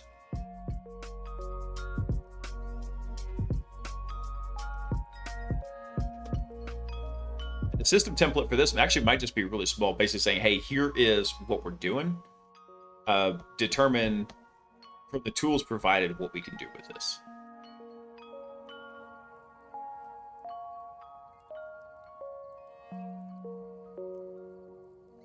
And actually, I'm doing a tiny bit of a jailbreak on this because I don't know how restrictive Claude is. But I'll usually prepend it with this. You're a cybersecurity agent specializing in blank.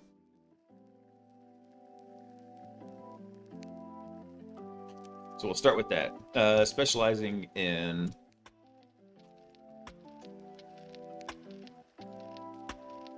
let's see, what do we call it? In...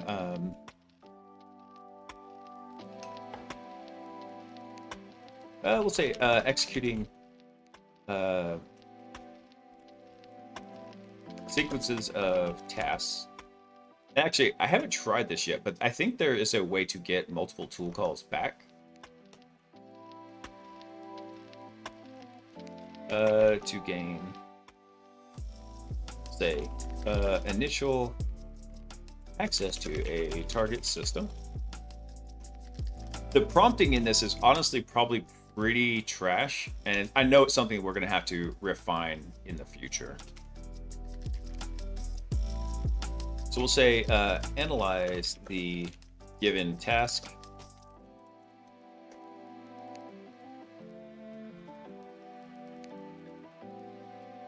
And let me check something. Yeah, so we'll have a status rendering on here.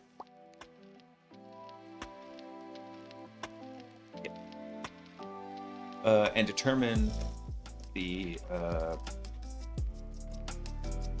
appropriate tool to complete the task. We'll just say that.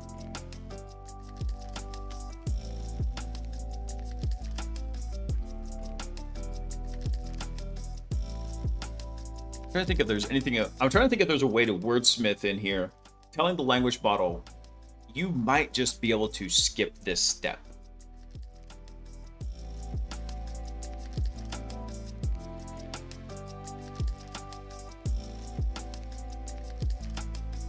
Yeah, always tricky communicating a risk to the higher-ups until something happens. Actually, I had a fella come into the stream a couple weeks ago asking about something just like that. Like, he is finding bugs in their production web apps, and he was wondering, how does he communicate this? And I was like, really, you've got to show impact. So, for example, if it's a multi-tenant environment and you can cross tenancies, show them the impact of what happened if they're one, let's call them, I always like to call them like the golden goose, right? The biggest client that you've got. What happens if their data gets popped and then they get frustrated with us and take their money and go? What's going to happen? You know, you have to put it in that kind of dollars and cents to them. Maybe include a check for skipping in the prior step. I was thinking about that.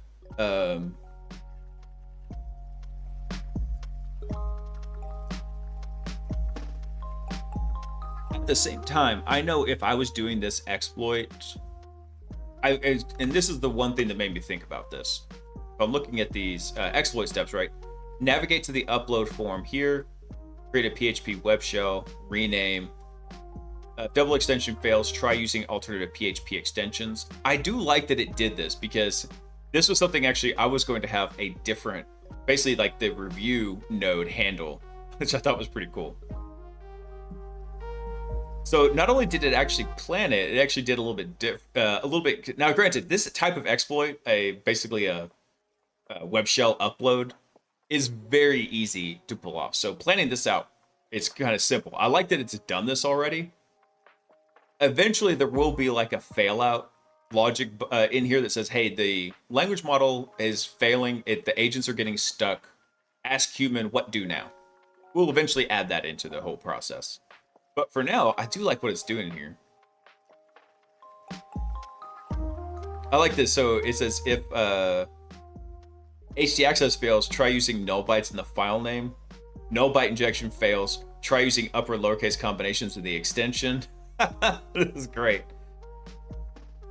Once a successful upload is found, upload the PHP web shell, which we have a tool for this. So we actually made one for it to get a web shell back on this. So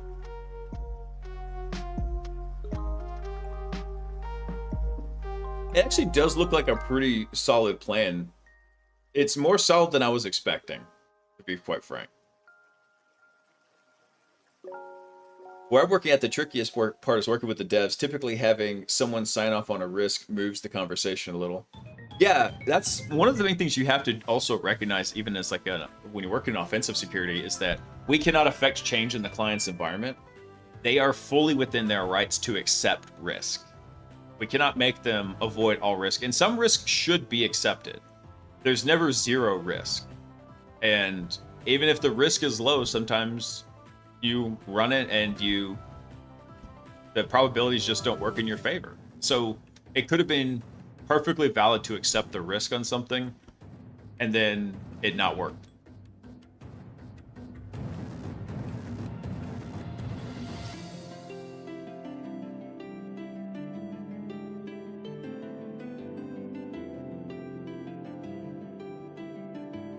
I gotta remember what was actually the command we did for this. I want to say for the web shell we prepared, I think it is command ID. Because what we did is we made,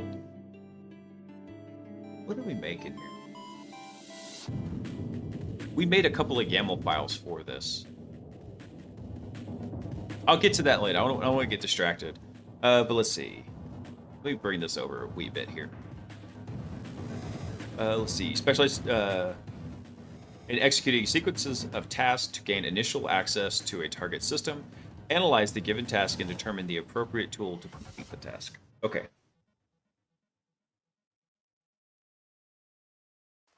Yep. So we do want to do that. So taking a look at this tool node, though.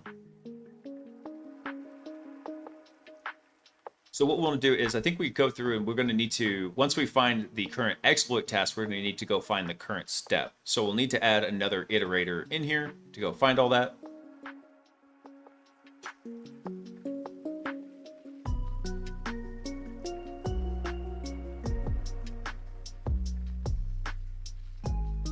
Yes. This one we did need to do the for loop. I think we can probably maybe do a mapping on the other one. I tell you guys, I need to go run and grab some water and go to the bathroom real quick. So I'll be right back.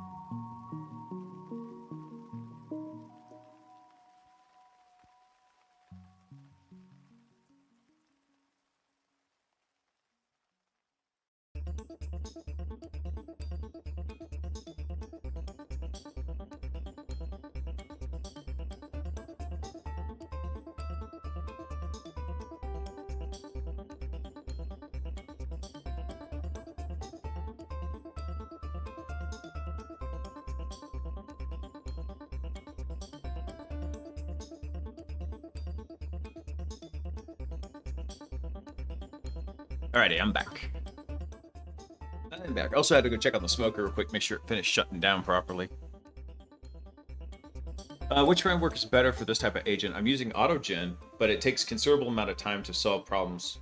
I've not messed with AutoGen, Bahari. Usually, literally the only one that I have tested out is LangGraph and LangChain. And so there's a little bit of a difference between the two of them. LangChain is if you wanted to take a singular language model call and kind of plug it into an already deterministic program. Whereas LangGraph is for actually building these graphs of execution, these workflows, right? So the difference is one of these could be like a chain, but the whole thing put together is a graph. So this is where LangGraph really comes in and handling how you're going to get data between each of these disparate nodes and how they're working.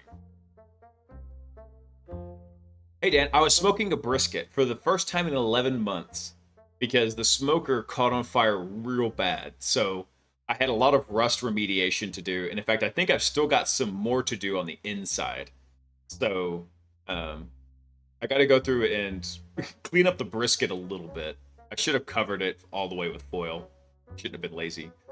But I was going through and making sure because whenever I was taking the brisket out, a little bit of grease spilled. And so it started flaring up and smoking real bad. Thankfully, it didn't last very long, but it still happened. Let's see here.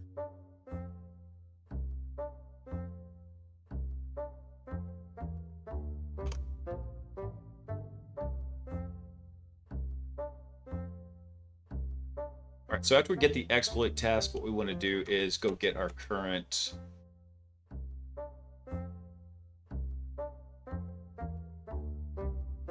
yeah, let's do this. So what we'll say is, let's get our exploit steps in here.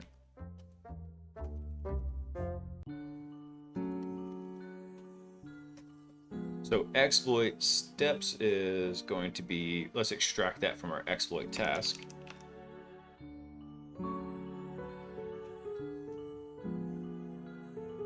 And then what we'll do is, where did I have that?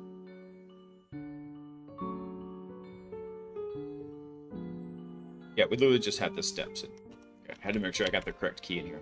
So from exploit steps, that's what we're going to get. And then what we'll do is we'll say for step in exploit steps.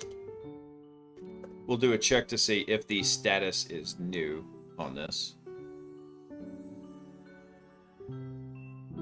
Actually, take it back. All we did is actually to go look at this. We don't have to hunt for it. I forgot we added a current step to the exploit task. Perfect. Making this more complicated for myself.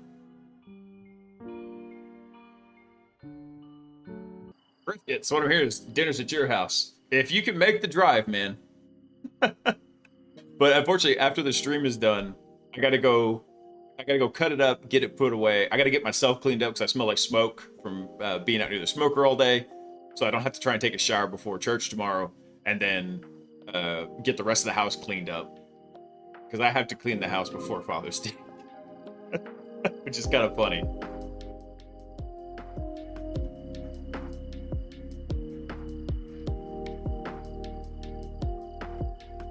Let's see here.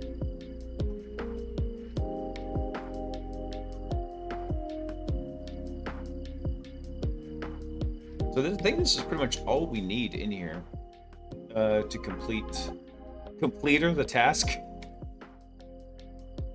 What am I typing in here? All right, and then let's do a user template.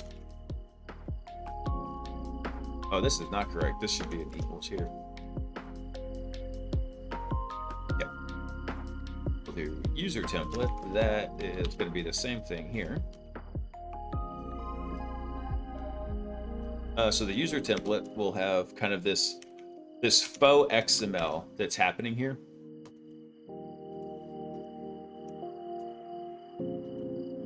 Got a couple of new lines in here. For some reason, I've just noticed, and I think other people do this as well. In fact, I know they do, but having this kind of faux XML structure to it in here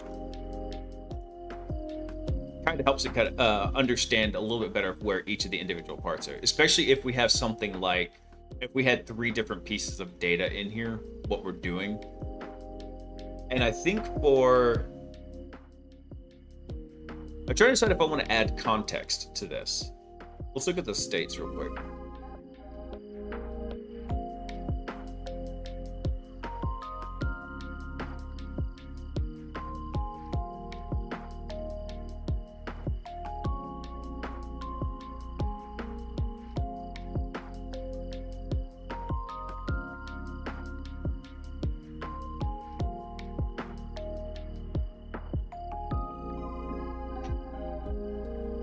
Let me think about this. I'm trying to decide, do I want to just send the entire exploit task in here? Because that's going to be rather chunky. Or do we want to, because one of the things I'm working on with this particular agent is very tightly controlling what gets sent to keep the context as compact as possible and just give the language model as much information as it needs to go make a determination. I'm not a big fan of having like extraneous context just thrown into here. And the reason for that is because if you just balloon up your context, the language models start developing blind spots. So we're trying to avoid those blind spots in here. Thanks, Tiny. Have a good night, man. Thanks for stopping in. Appreciate you. I hope you have a great Sunday tomorrow. Dude, I don't know what I did to my finger. I must have banged it on something, but this finger is jacked right now. Take these out because we're not going to need them.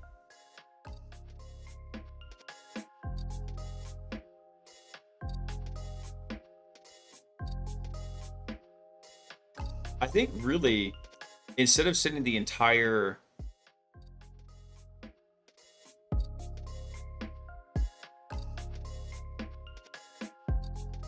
So we have our tool and our output happening here, right? So what's going to happen is basically as tools get executed, they're going to be appended to this string. Outputs are going to be appended to here. That's at our individual steps. I think if we were to combine all of the exploit steps outputs together, maybe the task and the output, that might be a worthwhile context. I don't know. I'm going to think about it. But for just in cases, I'm going to say, we'll say additional context may be provided. And then what we'll do is we'll go ahead and throw the context in here kind of the same format. So we'll say context.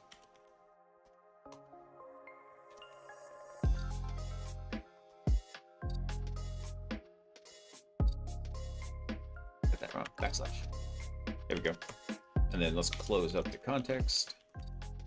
There we go. There we go. So what'll happen here is, yeah, and we'll probably add some more to this. Additional context may be provided.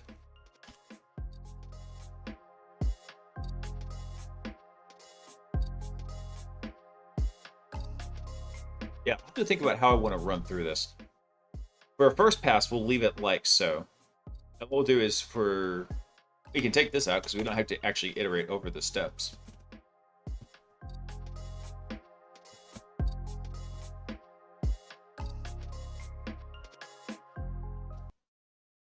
Let's just call it current step here. So let's take out the current step, and what we'll do is we'll get that from exploit steps and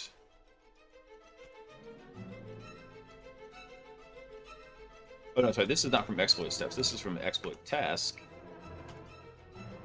And what do we get out of that? I think it's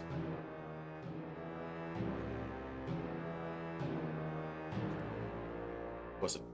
Forget what was the key here.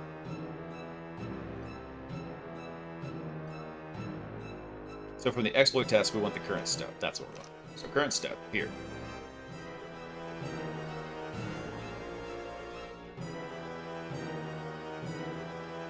And then let's see.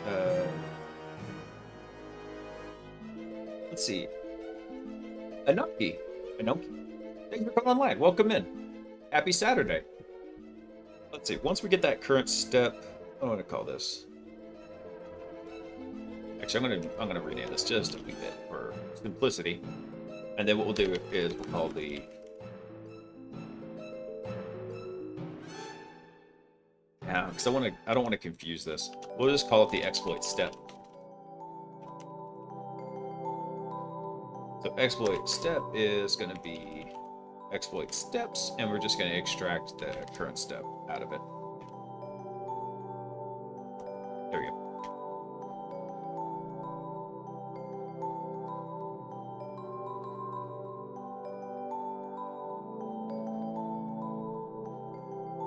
Wait, what does it say?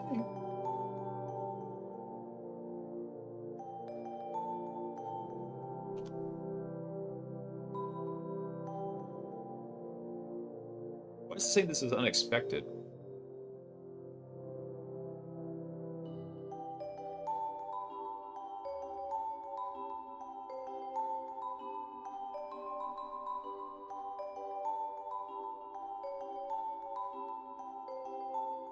Wait, that's not right.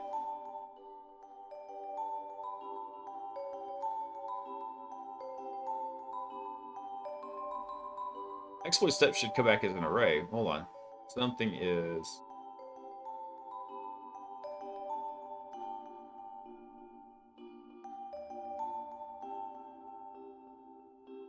Oh, I know what's going on here. So what's happening is, I forgot, we actually have multiple steps that occur here. So if we look at our task right here, output is actually where the exploit tasks kind of get stored.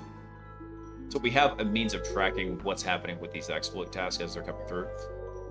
So what we wanted to do is take this. Let's see. So we went from the task output.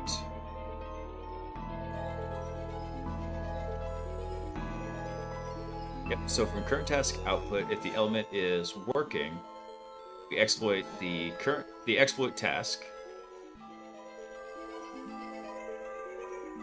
We just work backwards on this because it's getting confusing. So we already have the exploit task. So what we'll do is we'll take exploit task. Oh, we actually already have that too. Exploit task index.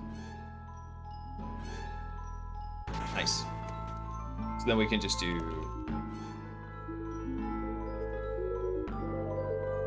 And in fact, I want to update this a bit because what we want to do is this exploit task. I think we're missing something over here in tasking.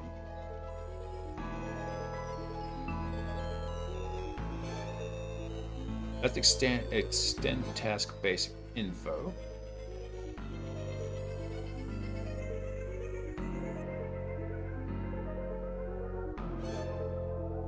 Oh, this was the expand exploit suggestion. That's what we wanted. There's a field missing in here, so we added this. So copy this. What was that? It was after verdict. We got to drop this in here, and we're gonna say 0 for basically for our initializer in here. So we'll take that. Perfect. I knew there was something off here.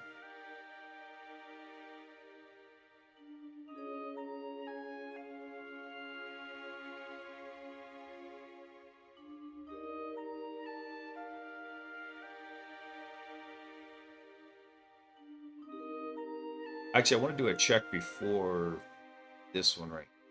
Actually, no, it shouldn't matter. I just realized something. We actually don't need this for loop in here. We don't need to find the first working task because now we're tracking it in the exploit task. So we can take that out completely. We're tracking it in the state table, so it's not an issue anymore. So what we'll do is...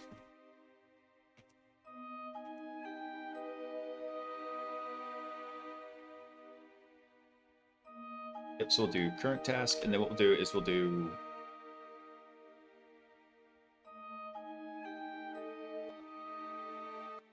Actually, I take that back. I think we might need that. Because we need to find the first exploit task, which is coming from the output in here. So in output, we do need that. So this is going to give us our exploit task. We don't need to reference that. We need our exploit task from here. And then we need to get our first step in here. we'll say steps. So we'll do, let's extract that out. So we'll do exploit steps here. And then what we'll do is we will get current step. That's going to be from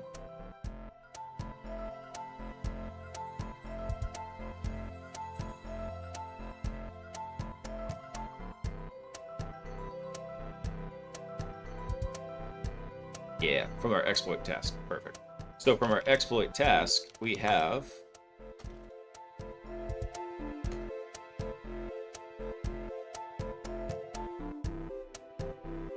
actually, I don't think I actually need the exploit task index, come to think of it. Do I? I will need the exploit task because we're going to need the index for later when we come to return this information. We need that to properly reference where it is in the state table. But anyway, so from the exploit task, let's get the current step out of this.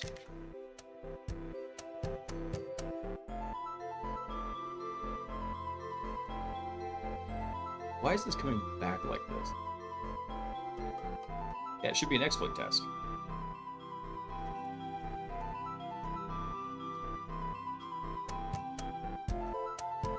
There we go. So current step is our exploit step, and then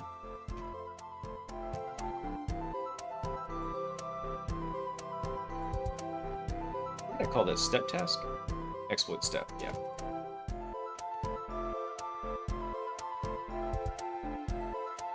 And we'll say we actually grab the actual step of what we want. So this is going to be from exploit steps, and then we'll use the current step. There we go. But I don't know why it's not liking it.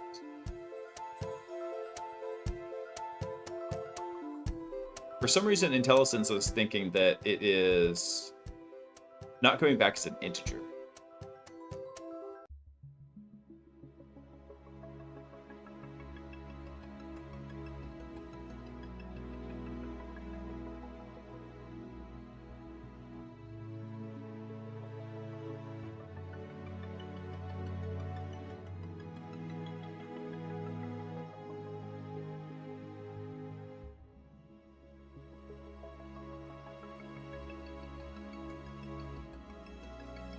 Let me think about this. So we find the current task from our state.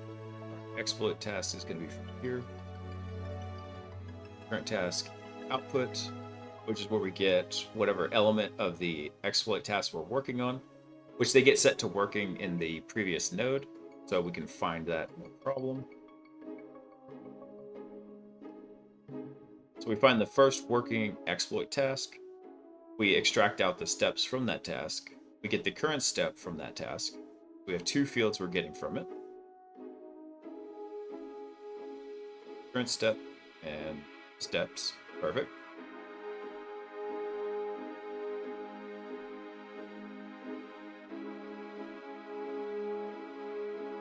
Why, for some reason, this exploit task here, Let me check this, because I think the way it's tracing it through this for loop is either we have a problem or it's not working correctly. So we go get the current task, we grab the output. That's going to give us an array. We iterate over that. So our exploit task is going to be an element of that.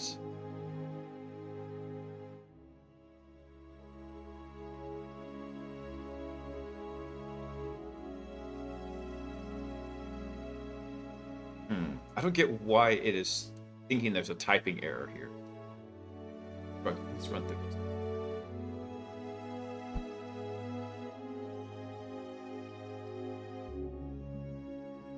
Yeah, so from this task table, indexed off of the current task, which is coming straight out of the state table, we grab the output, which our output here from this task is either a list of dictionaries or exploit tasks, which is fine.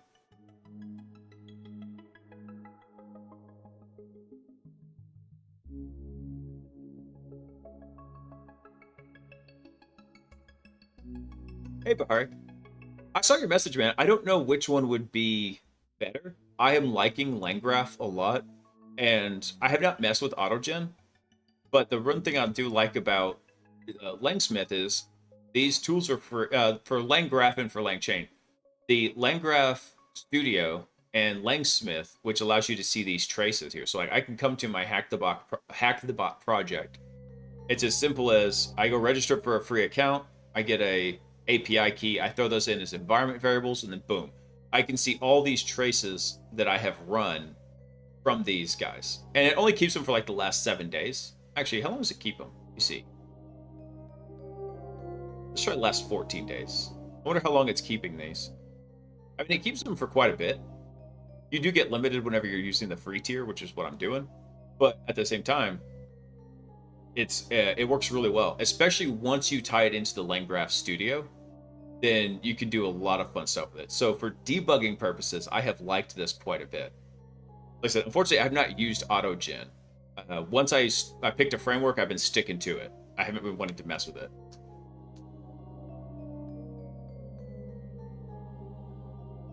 Let's see.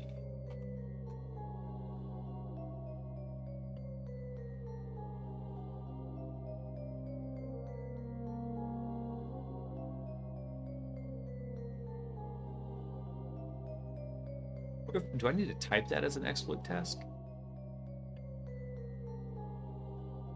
Let me try something here real quick. Hey, Cypher, what's up, dude?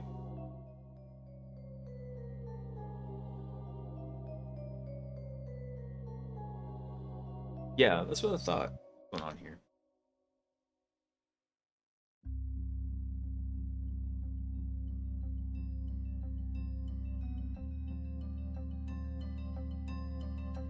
But for some reason, it is throwing an absolute fit about this.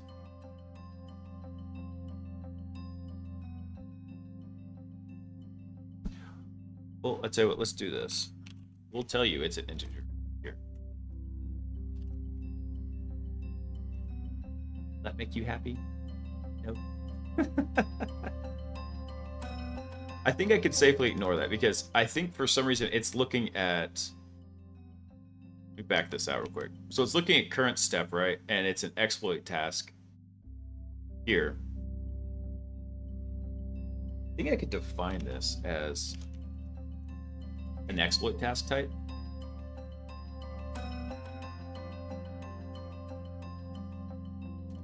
Let me try something real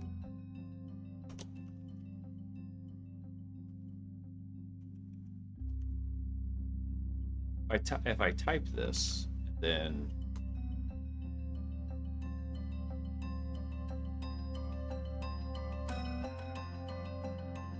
yeah, I could just do it that way. I could say this is going to be an integer. And same thing with this. I have not been doing a lot of type definitions in here, and the type definitions actually don't mean anything. What they do is... What did I click?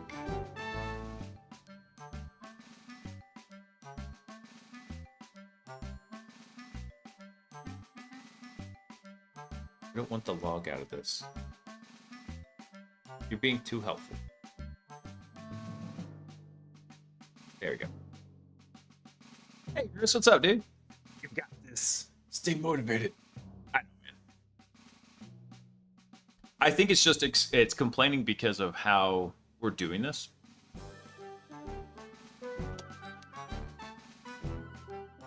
Which I'm gonna try this real quick.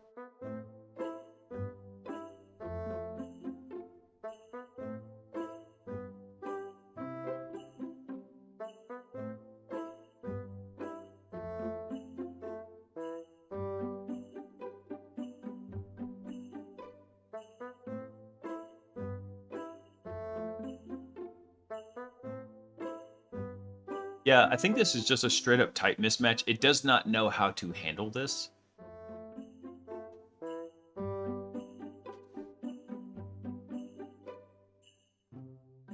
Let me try something here.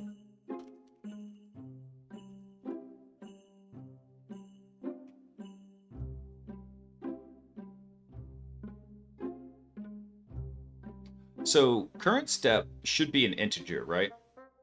And this should be extracted from this exploit task here. Hey, Bird, thanks for coming online, man. Welcome in. So let's walk through this flow again. So we get what our current task is from the state table. This is coming from the Stinger state right here. Tells us what the current working task is in the list of tasks. Perfect. So we're basically storing an index. We're going to go grab our exploit task. And actually, for the first part, we're defining these as basically higher scoped variables in here. We don't know what exploit task or the exploit task index is. So then we execute this for loop to go find the first working task in here.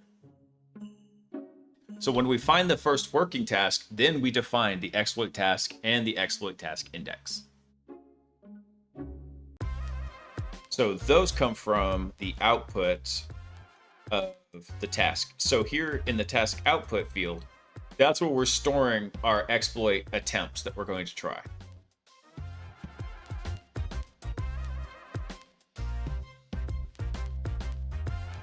So let's see here. So I really think that it's complaining, but I don't think this is an actual issue right here. Yeah. I'm going to currently ignore this because this shouldn't be a problem right here.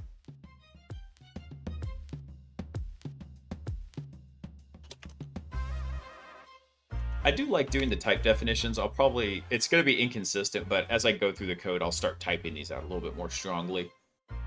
Because it will help with defining these in the future. So like in this case, it's not liking that this is...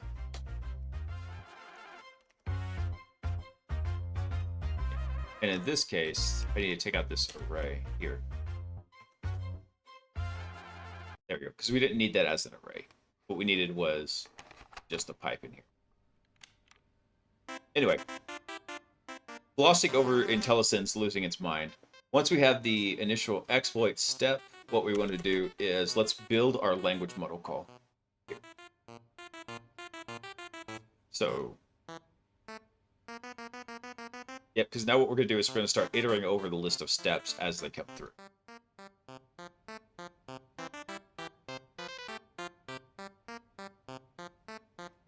So let's do this. Actually, we'll copy this section of code and we'll just repurpose it. Because what we'll need to do is we'll have to get the prompt, we'll have to rebuild it. Let's see, what was our prompt in here? Exploit step prompt. So let's go ahead and get this going.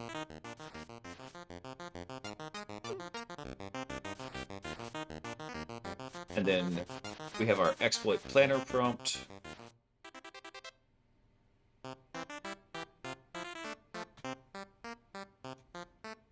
Just take out the template.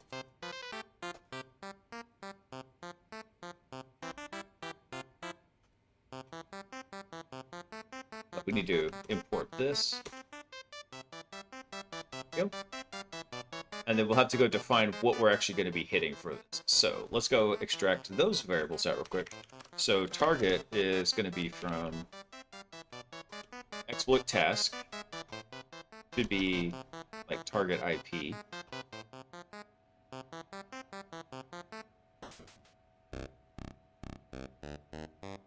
Yeah, for some reason, let me try something in here. Rather than setting this to none. Yeah, it doesn't like that either.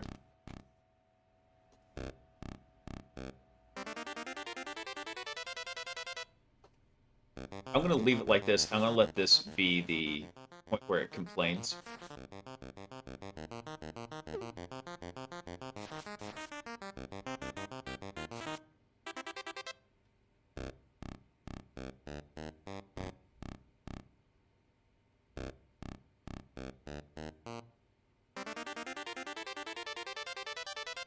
Oh, I need to take this out.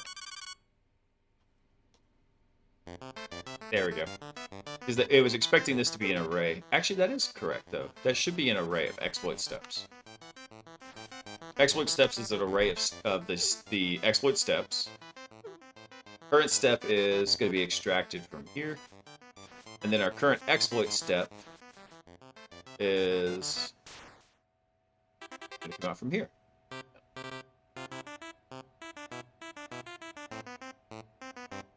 I think it's still complaining that it thinks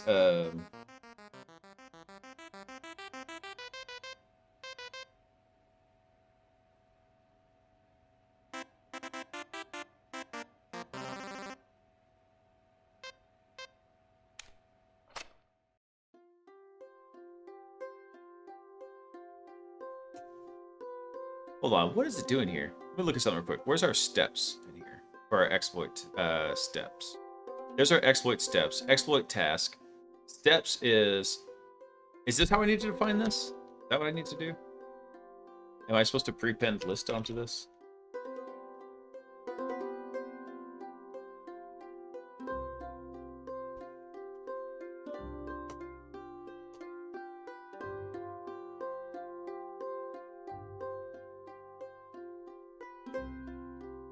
I don't get it. Expected type is list exploit step. Got list exploit step. What the hell? I don't get it. All right, forget it. I'm not messing with it. I think it's gonna be fine. What the heck, man? Anyway, so we do have the target IP from our exploit step, so we should be good here. That's gonna be our target, and then let's double check from the prompt. We need a target, we need a context. So what we'll do is we will take this out. We don't need that. What we need is a target and a context. Perfect. So the context here, what did you say we were going to do for the context? I was trying to remember. The context, I think, was going to be like a I think we were going to like coalesce all of the various outputs from the previous exploit steps onto this. But I think for now, I'm just going to leave it as blank. Let's put a note here. I'm sure they need it.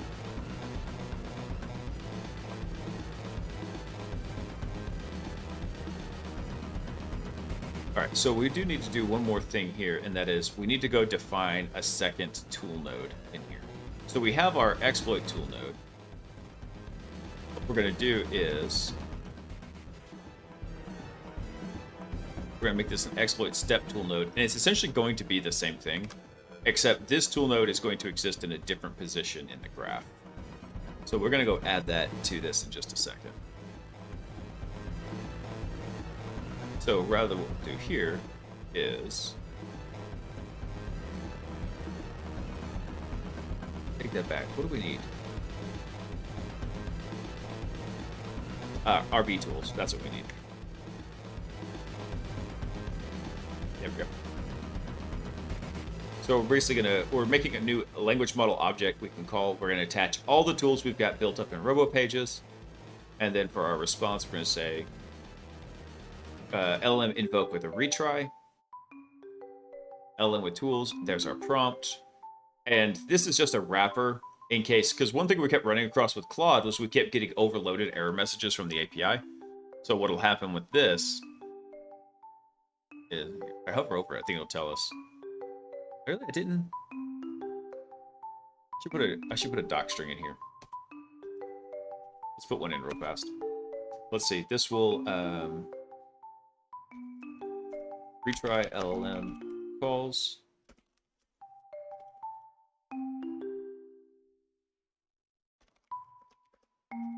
Case of overloaded error being returned. So essentially what this does is it uses a library called retry. And with this decorator, what'll happen is we can define what we want to catch with it, and then how many tries and how much of a delay to give it between it. So if we get an overloaded error, it's going to back off for 10 seconds, and then it'll try it up to 3 times when it does it. So, and rather than the potential long runs of this program dying because of one overloaded API call, now we have that wrapper in there to kind of get it going. All right, let's think about what our response is going to look like from. Okay, let me go over to this over.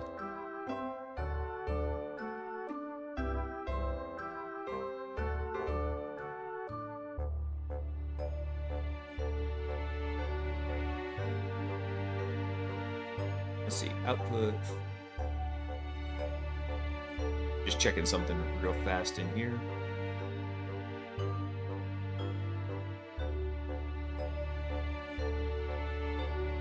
I don't know if this is actually where I wanted it.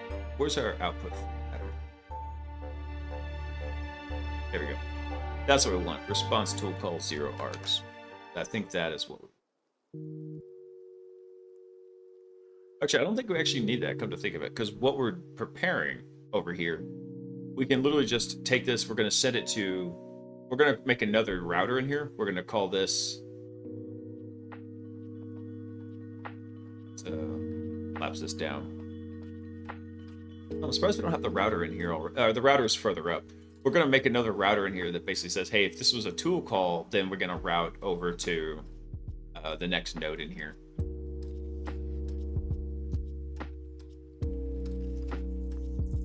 In fact, I don't think that's even an issue because eventually we're just going to pass it over to the tool node. So literally we could just use this from here. Yeah, we don't need the router, come to think of it.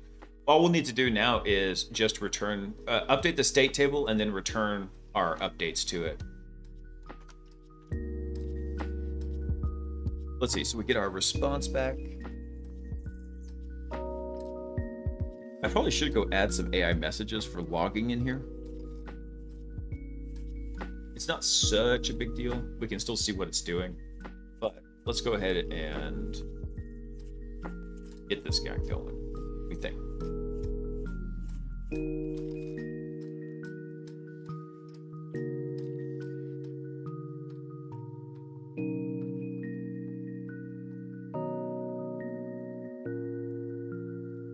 Yeah, let's just prepare this because eventually what's going to happen here, this is the step processor. It's going to call a tool.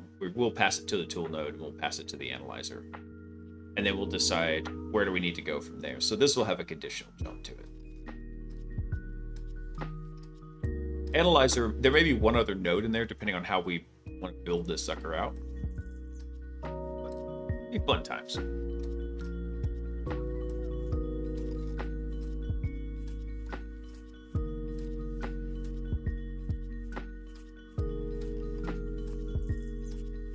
Yeah, after we get the response back, I think that's all we're going to need to do. So let's start working on our return statement. So what we're going to always return is some kind of dictionary.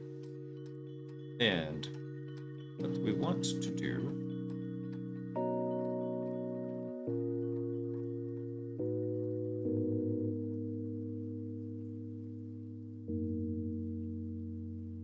We will want to make a update onto this because... we look at our states. Each of the exploit steps has their own tracker as well. So we want to update the status of that step to working.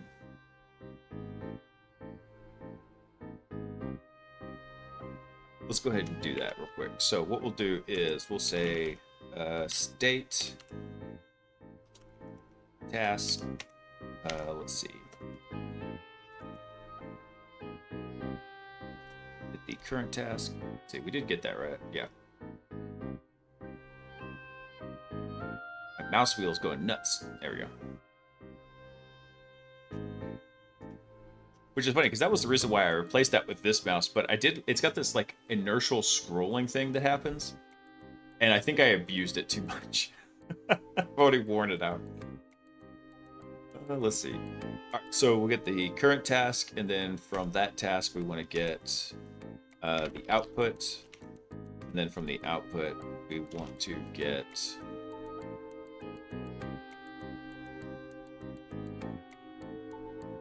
let's see, we want our exploit step, because yeah, in task we don't track kind of like what our current one is, but we already extracted that. We had exploit step right. And that's our current step. That is not what we want.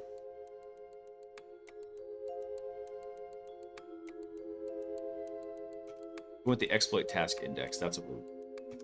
So from our exploit task index, and it's going to throw like a big long thing saying, actually it's saying right now nothing is being happened, but that's fine. Let's see.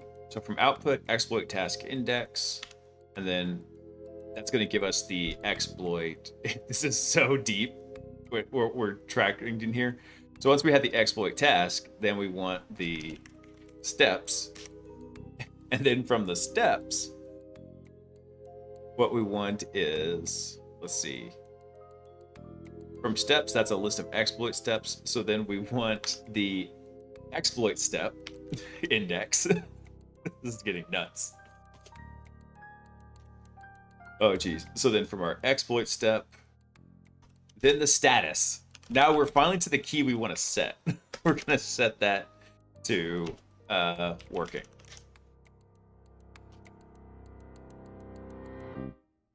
That's what we wanted right there.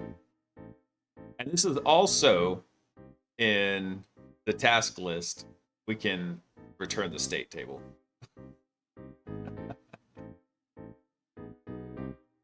Let me do... Actually, yeah, so there's two keys we're going to update in here. So messages... let's see. Messages we're going to return. And that we're just going to... We can return the one response that we want, and it will just automatically append to that one. But then what we're going to return here is what is the key in Stinger state that we're going to update? And that's going to be tasks. So we'll say our tasks. It's getting deep. It's getting deep, boys. And then what we're going to return from this is our local copy of the state task table. There we go.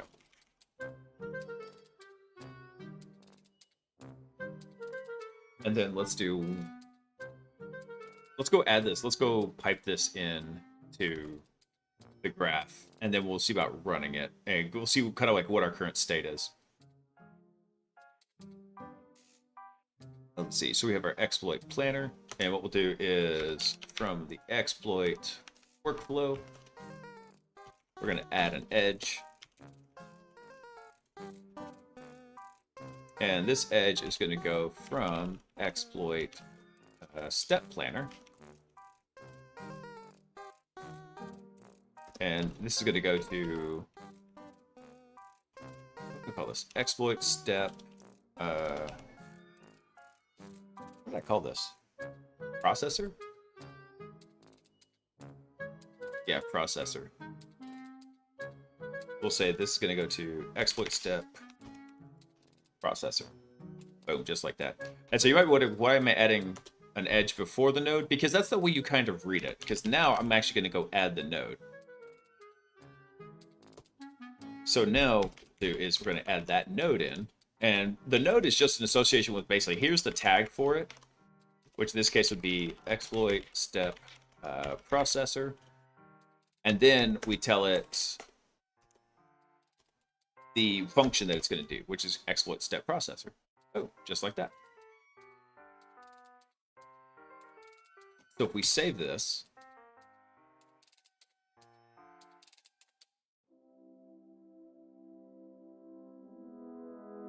oh, I got an error here. Finding edge for unknown. Ah, it's because I typoed it. There we go. Okay. So if we pop back over into here, now you see we've started to get our... All right. Actually, I forgot. I wanted to add one more node in here. But what we're going to do now is exploit workflow. We're going to add an edge.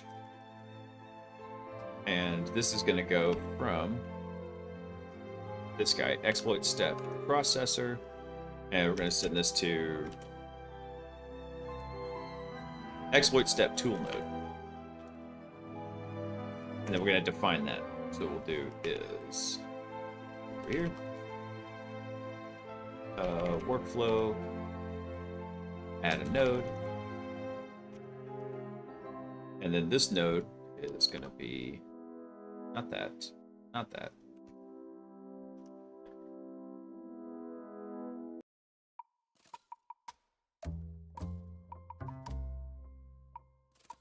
There we go. Like, that is not correct. And then we're going to add it to this guy right here. Exploit step tool node.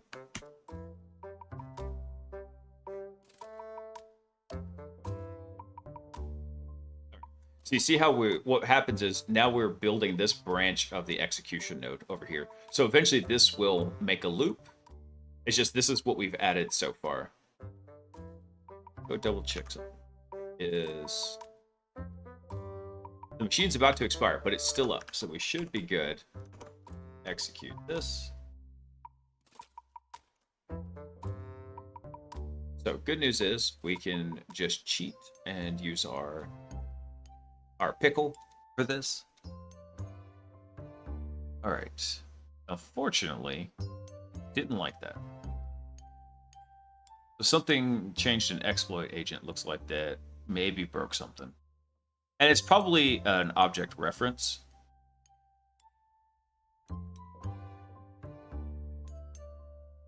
Key error exploit planner. Ah, it's because the router is still trying to send it to exploit planner instead of exploit step planner. We had renamed it. So let's go find our router function fast and just make that quick update. Here we go.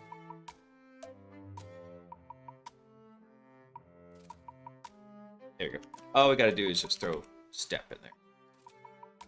That should be good. Let's double check it in the graph real quick.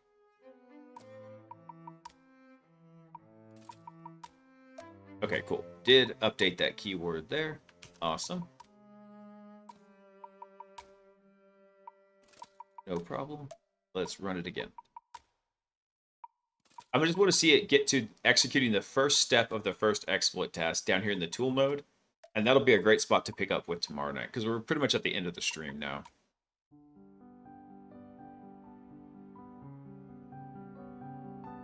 All right, so same thing here.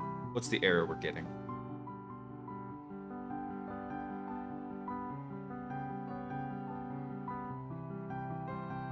Key error current step from exploit task. Maybe IntelliSense was onto something. So current step int exploit task current step. So this is on line 211. Let's go see what we've got here.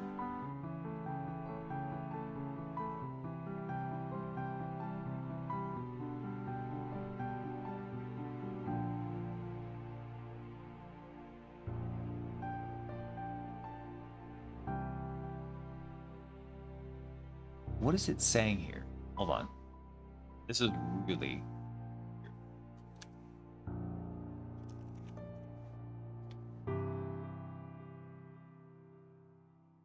Are these really not identical?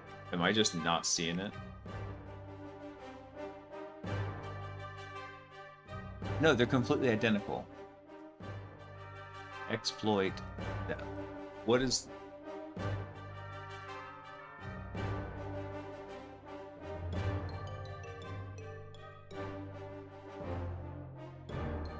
Do I have a typo over here in the exploit task?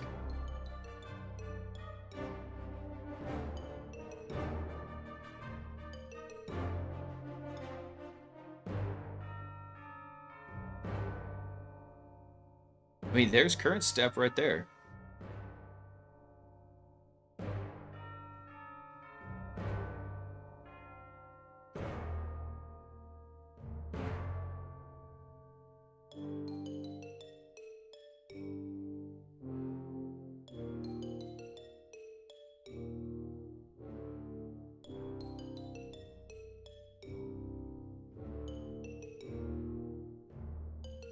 Maybe rather than extracting the element from here, we should just find the index.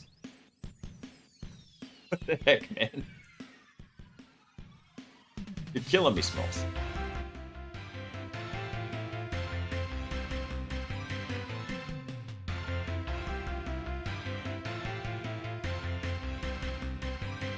So why is it not liking it? This feels like a Pythonism.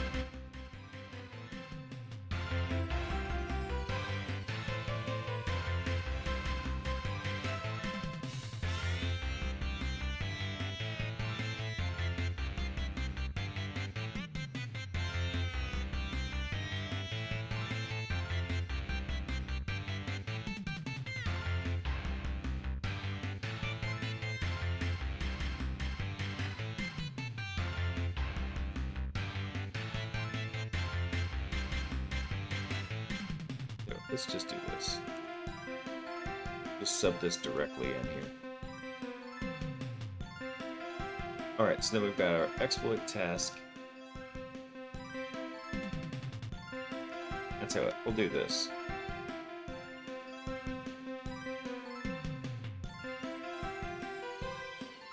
I'm gonna rework this just a tiny bit. So exploit task here.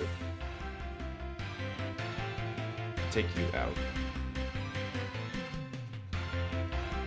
Take this out. Drop this here. So the exploit task, we're gonna extract this manually from here. So what we'll do is we'll, in the state table, we're gonna get the task. We're gonna index that on state current task here. Then from state current task, we're going to get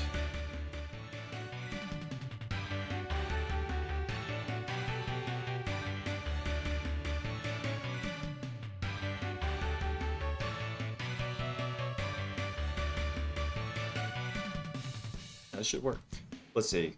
From there, what we want to take is we want to use the in the current task. We're going to get the output key, and then we're going to index that on the exploit task index.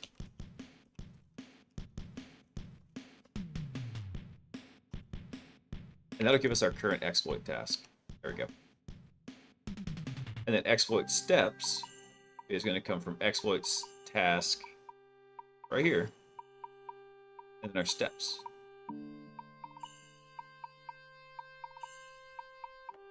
I don't get why it is freaking out about this. What the hell is going on? What fresh Python hell is this?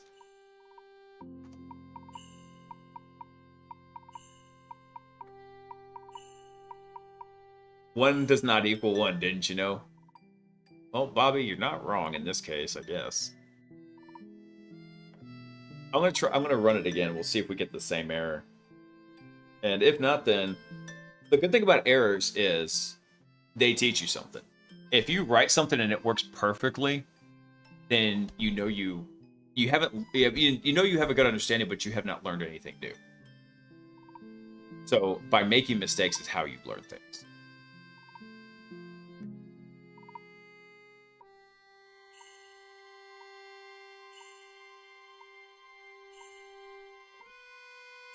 Let me double check something real quick. Look in tasking. Yeah, so we set the current step right there. Current step. And current step. What the heck is going on here, man? All right, I guess we're gonna have to tackle that tomorrow night. It's always a good experience learning to try to debug problems like this. Yeah, especially since there's something going on here. At least PyCharm is picking up on it, right? It's saying that, hey, by the way, there's some kind of mismatch. Right? So from here,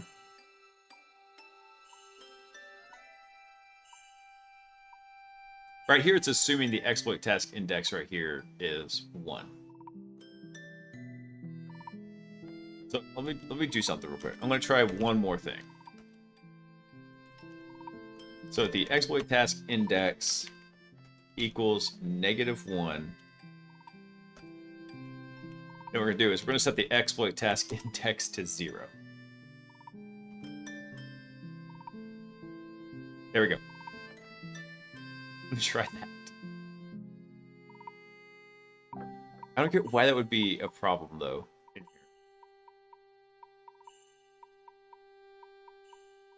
I don't see how this would even affect it at all.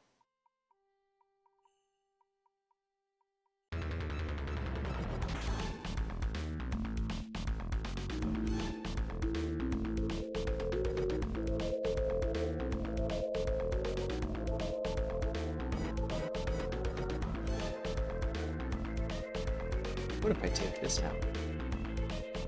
Will you complain now? Yes, probably. Hey, it's the same thing though. Expected type X got X instead.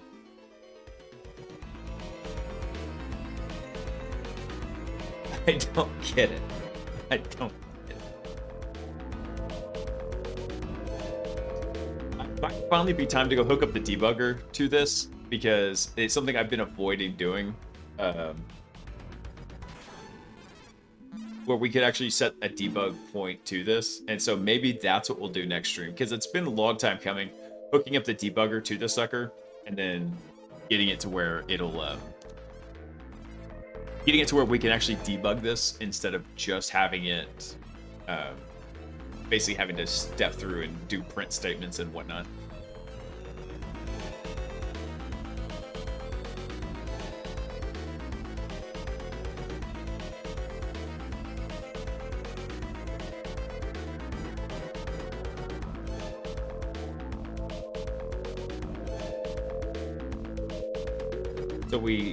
So we scope out this index, right? We set it from this for loop. We've got a catch just in case, setting it to 0 if it doesn't find it. And in fact, I'm taking this out because I know that's not going to do anything. This is our exploit task. Our steps should be the exact same thing as an exploit task steps. It should literally be a list of exploit steps.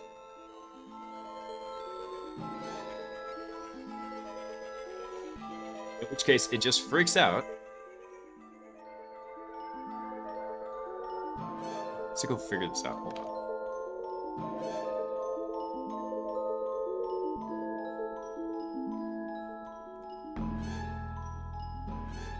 This is gonna bug me.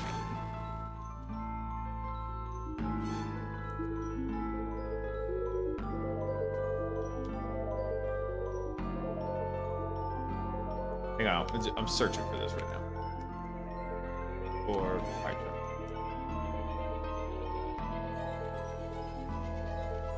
Yeah, these guys like, hey, I expected type X and got Y. And I'm like, it's.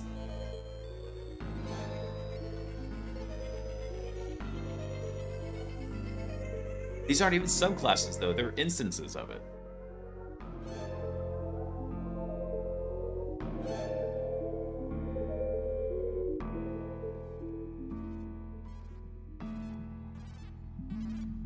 So we could ignore explicit line. We could also disable type checker, which I don't want to do. I want the type checker.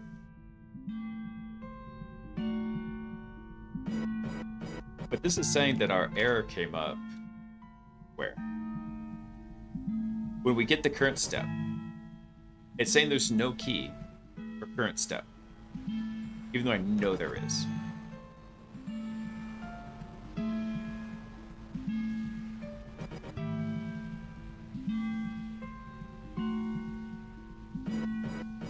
I'm gonna do this the dirty way. We're gonna print it. I'm gonna try this one more time before I call it night, because this is bugging the crap out of me. Machine still on? Oh, the machine. Actually, it doesn't matter if the machine terminated, because we're not even getting to the tool.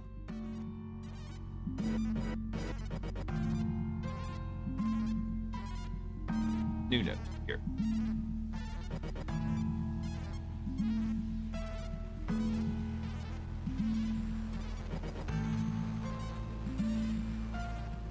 If it gets to the tool node, I'll just cancel it. I'll tell it to stop. You're gonna be in the same spot, aren't you? Yeah. All right. Now the good thing is, one thing that should come back up though is we should see the printout of it up here.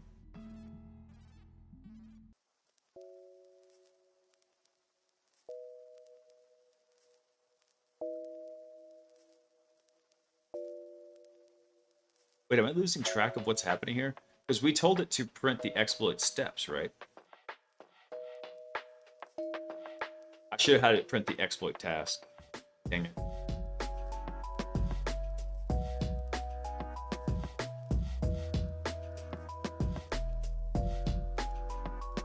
All right, one more run.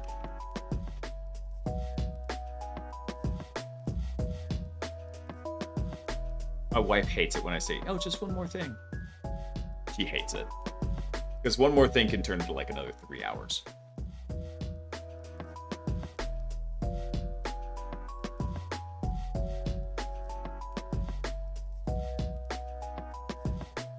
so we get down to the exploit step processor. All right, so our exploit task gets logged first, so that's here. Should be this guy right here.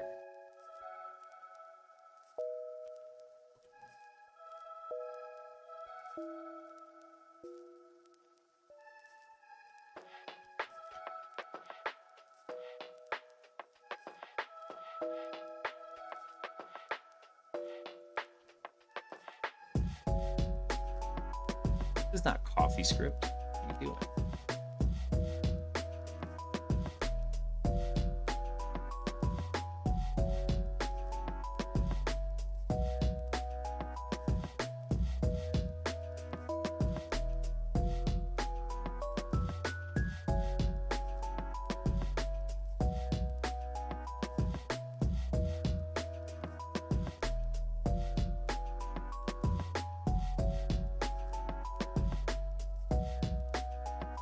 Got Python installed. Why was this not formatting?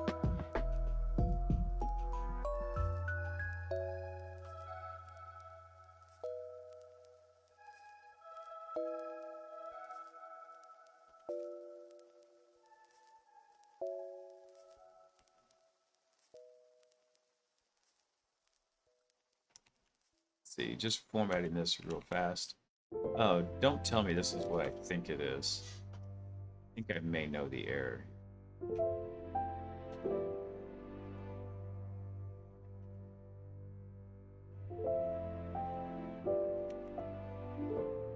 I think I know what's going on. And I think it's an ID10T error.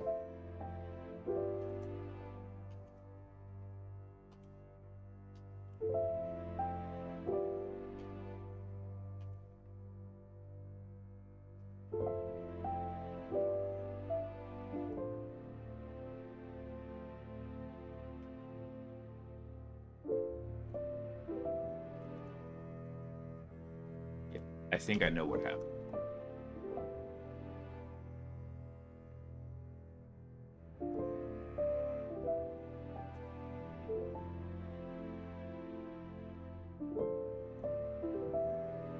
No, for some reason No, it's not. What's happening is for some reason the current step is getting dropped out of this.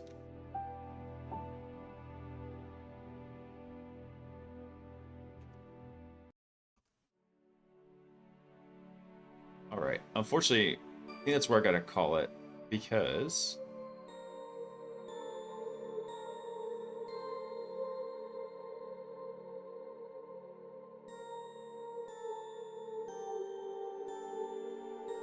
that's it. Let me take a look. Collapse down these tasks real quick.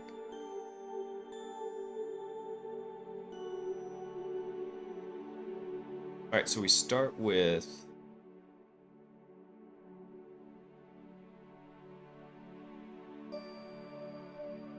something is like, that pickle is jacked up. Something's happening and the pickle got messed up. That's what happened. Yeah. All right, we'll just have to repickle this next time. Something in the pickle logic is functified.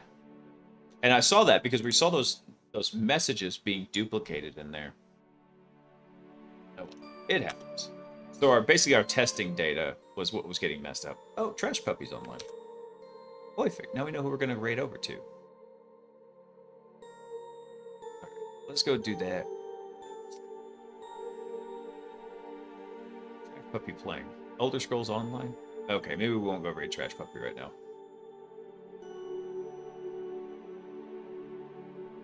Let's go find someone else to raid over to.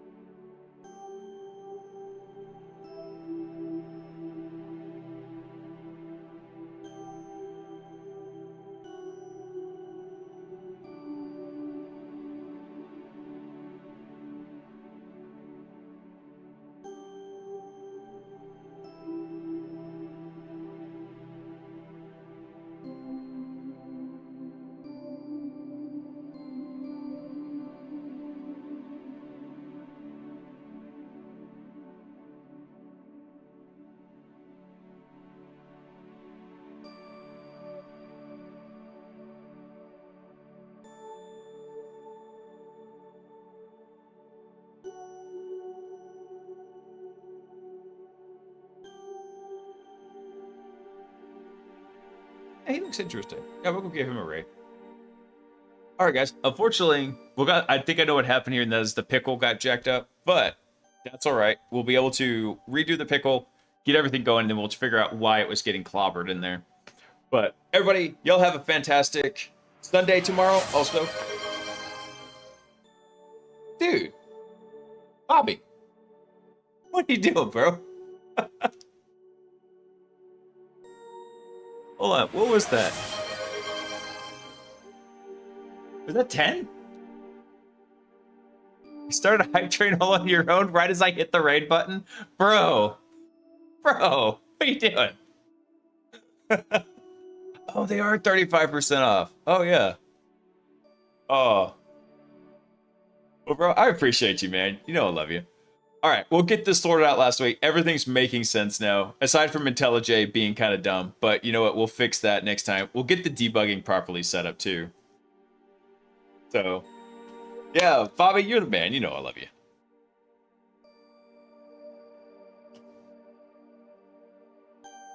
Yep. Totally awesome, you guys. That was like, I'm like getting ready. The raid's kicking off in 15 seconds. Like, what are we doing here? Thanks, Bobby. I appreciate it, man. Everyone, y'all have a wonderful Sunday tomorrow. If you can, go spend it with your families. Make sure to wish your dads happy Father's Day. I want y'all to remember one thing, and that is, I love you. Peace.